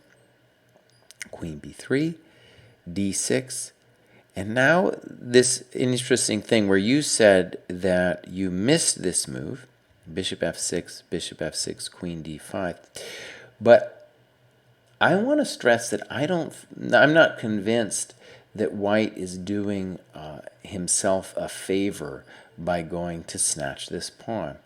Because in the meantime, you can be gaining an attack on the king. So this queen b6 is not correct because what you're missing is that the knight is going to land on d5. Right. So instead, if you say to yourself, oh, it's the king that I want, then bishop b7, let's say queen d6, and queen a5, you at the very least have an initiative at your hands but white doesn't, where soon we're going to play b4. Snip, knight d5. Excellent move. Now, it's kind of amazing to me, actually, when you think about it, right? You are playing somebody who played a3 on like move 3 or something. It made absolutely no sense. But they ended up finding this incredible tactic with knight d5. Snip. Now, I guess you should have played rook to d6. And let's just say that in this ending, you are worse, but it's not nearly over. And one of the reasons is that you have bishops of opposite color, and that, like the situation where you have opposite sides castling, with bishops of opposite color, the value of the initiative also rises, because if you get initiative on the dark squares, he has nothing to counter it, and the same thing with him on the light squares. So this was a tactical mistake because, in fact, he's holding everything together here. Bishop g4, he bails out with queen c3. This part of the game, he played great. Now, you write here that Fritz says that white is clearly better. In fact, I think while that might be objectively true, this is an interesting position for us to think about. The rooks against two minors is, I think there's a simple, first of all, a simple thing to say is that as the position opens, and usually that's simply as the game progresses, the rooks will be more able to fight against the two pieces than in the early middle game, for example, when the rooks have no open lines. Whereas here they definitely have a shot. And the miners want really to achieve some blockading positions, right? So here I think you make a big mistake, which I think is ultimately tactical in nature. You played rook d7, and I think you just missed that on bishop d3 your rook isn't doing anything. Whereas, I think here if you play rook c8, you will win the b pawn, excuse me, the c pawn, and it's not just the pawn that you're winning, of course, but you're really winning the ability for your rooks to have open files. Right. Yeah, that's what you're getting here, and it's a little bit, it's for sure dangerous for white. For example, maybe something like bishop d3, rook c3, knight b1, rook back somewhere, and white, we can call him better, but clearly he's got his work cut out for him here. Okay, so what happened was you missed that, and now he's able to consolidate the position. King c1, well, yeah, this is now it is true that you're lost. Right. Passive play with the rook. And I love that you played actively here. And white basically did nothing in the last couple moves. I think he's still winning, but let's just state the obvious. Now all of a sudden he's got to deal with your active rook. So one of the things that you're doing well, Ricker, and I'm going to give myself credit for this, is that you are playing actively. And so regardless of whether or not you blunder early in the game, if you continue to play actively, you're going to get gifts like this where all of a sudden white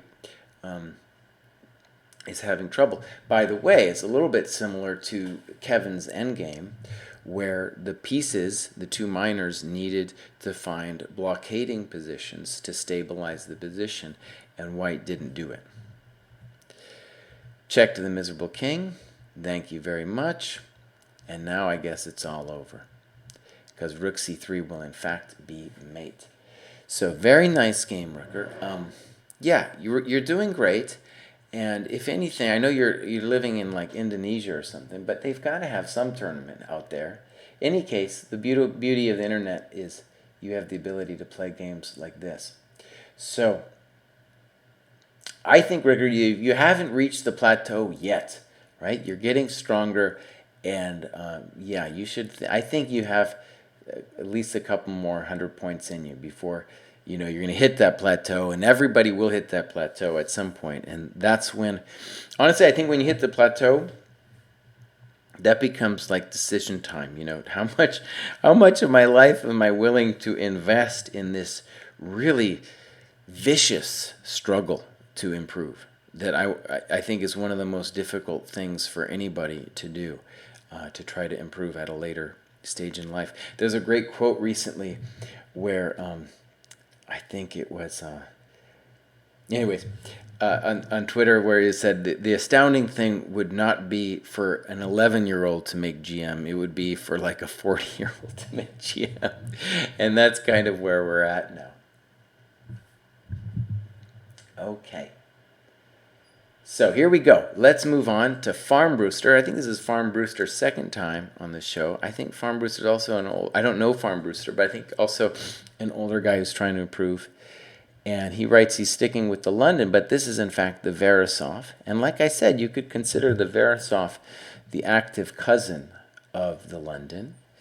And at this point, I would say for Farm Brewster and people also who are just beginning, don't even worry about the openings. I would say the most important thing is simply to get your development right. Make sure every move is a developing move. I like this. Let him take on f4 if he likes. B6, a little bit funny, but okay. And black is giving away time, and now blunders, and white is clearly winning now. Very simple and strong play. Simply come on in. This was a little weird, but this is fine. Coming in and smack. We could have played knight e6 too. Boom. Thank you very much. And we're up a lot. We're up a lot of stuff. Yeah, simple and strong.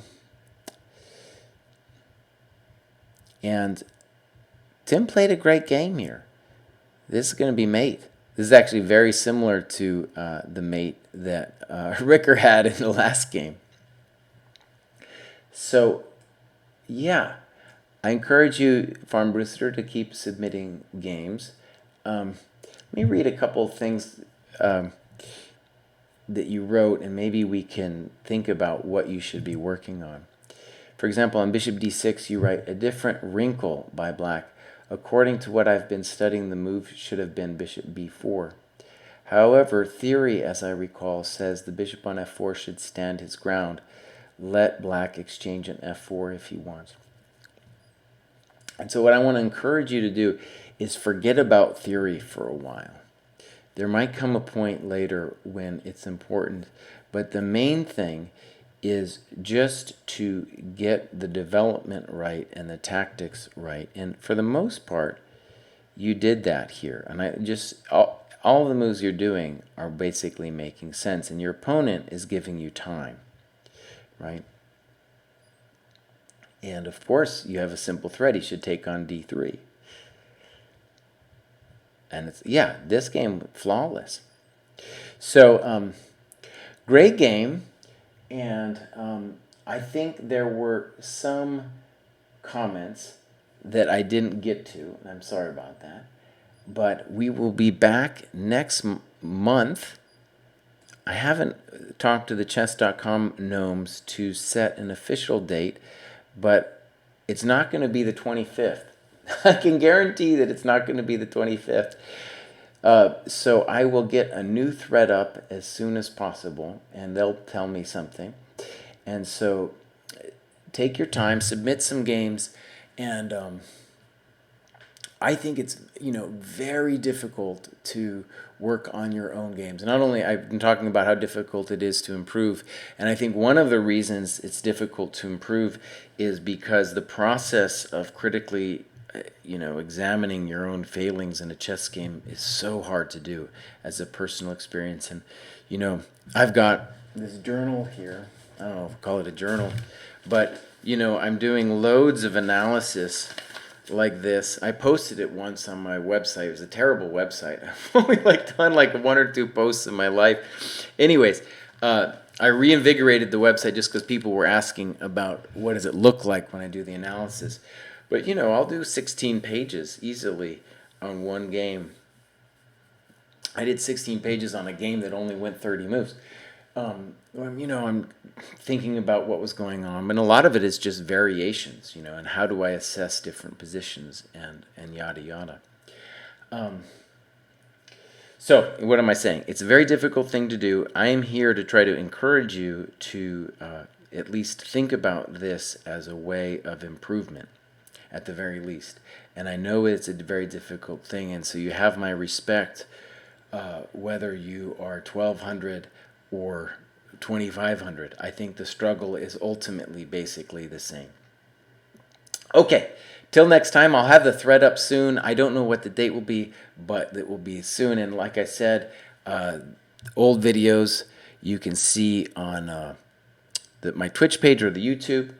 And also, you should look, if you want, at other people's annotations. I don't always get to cover everything they say, but there really is a wealth of annotations there for people to look at. And if I ever get around to it, I'd like to do a book about going over your own games, and definitely the annotations that I've seen, the development of people thinking about their own games has been kind of an inspiration to watch here. Now I've been doing the show for, I don't know, well over a year.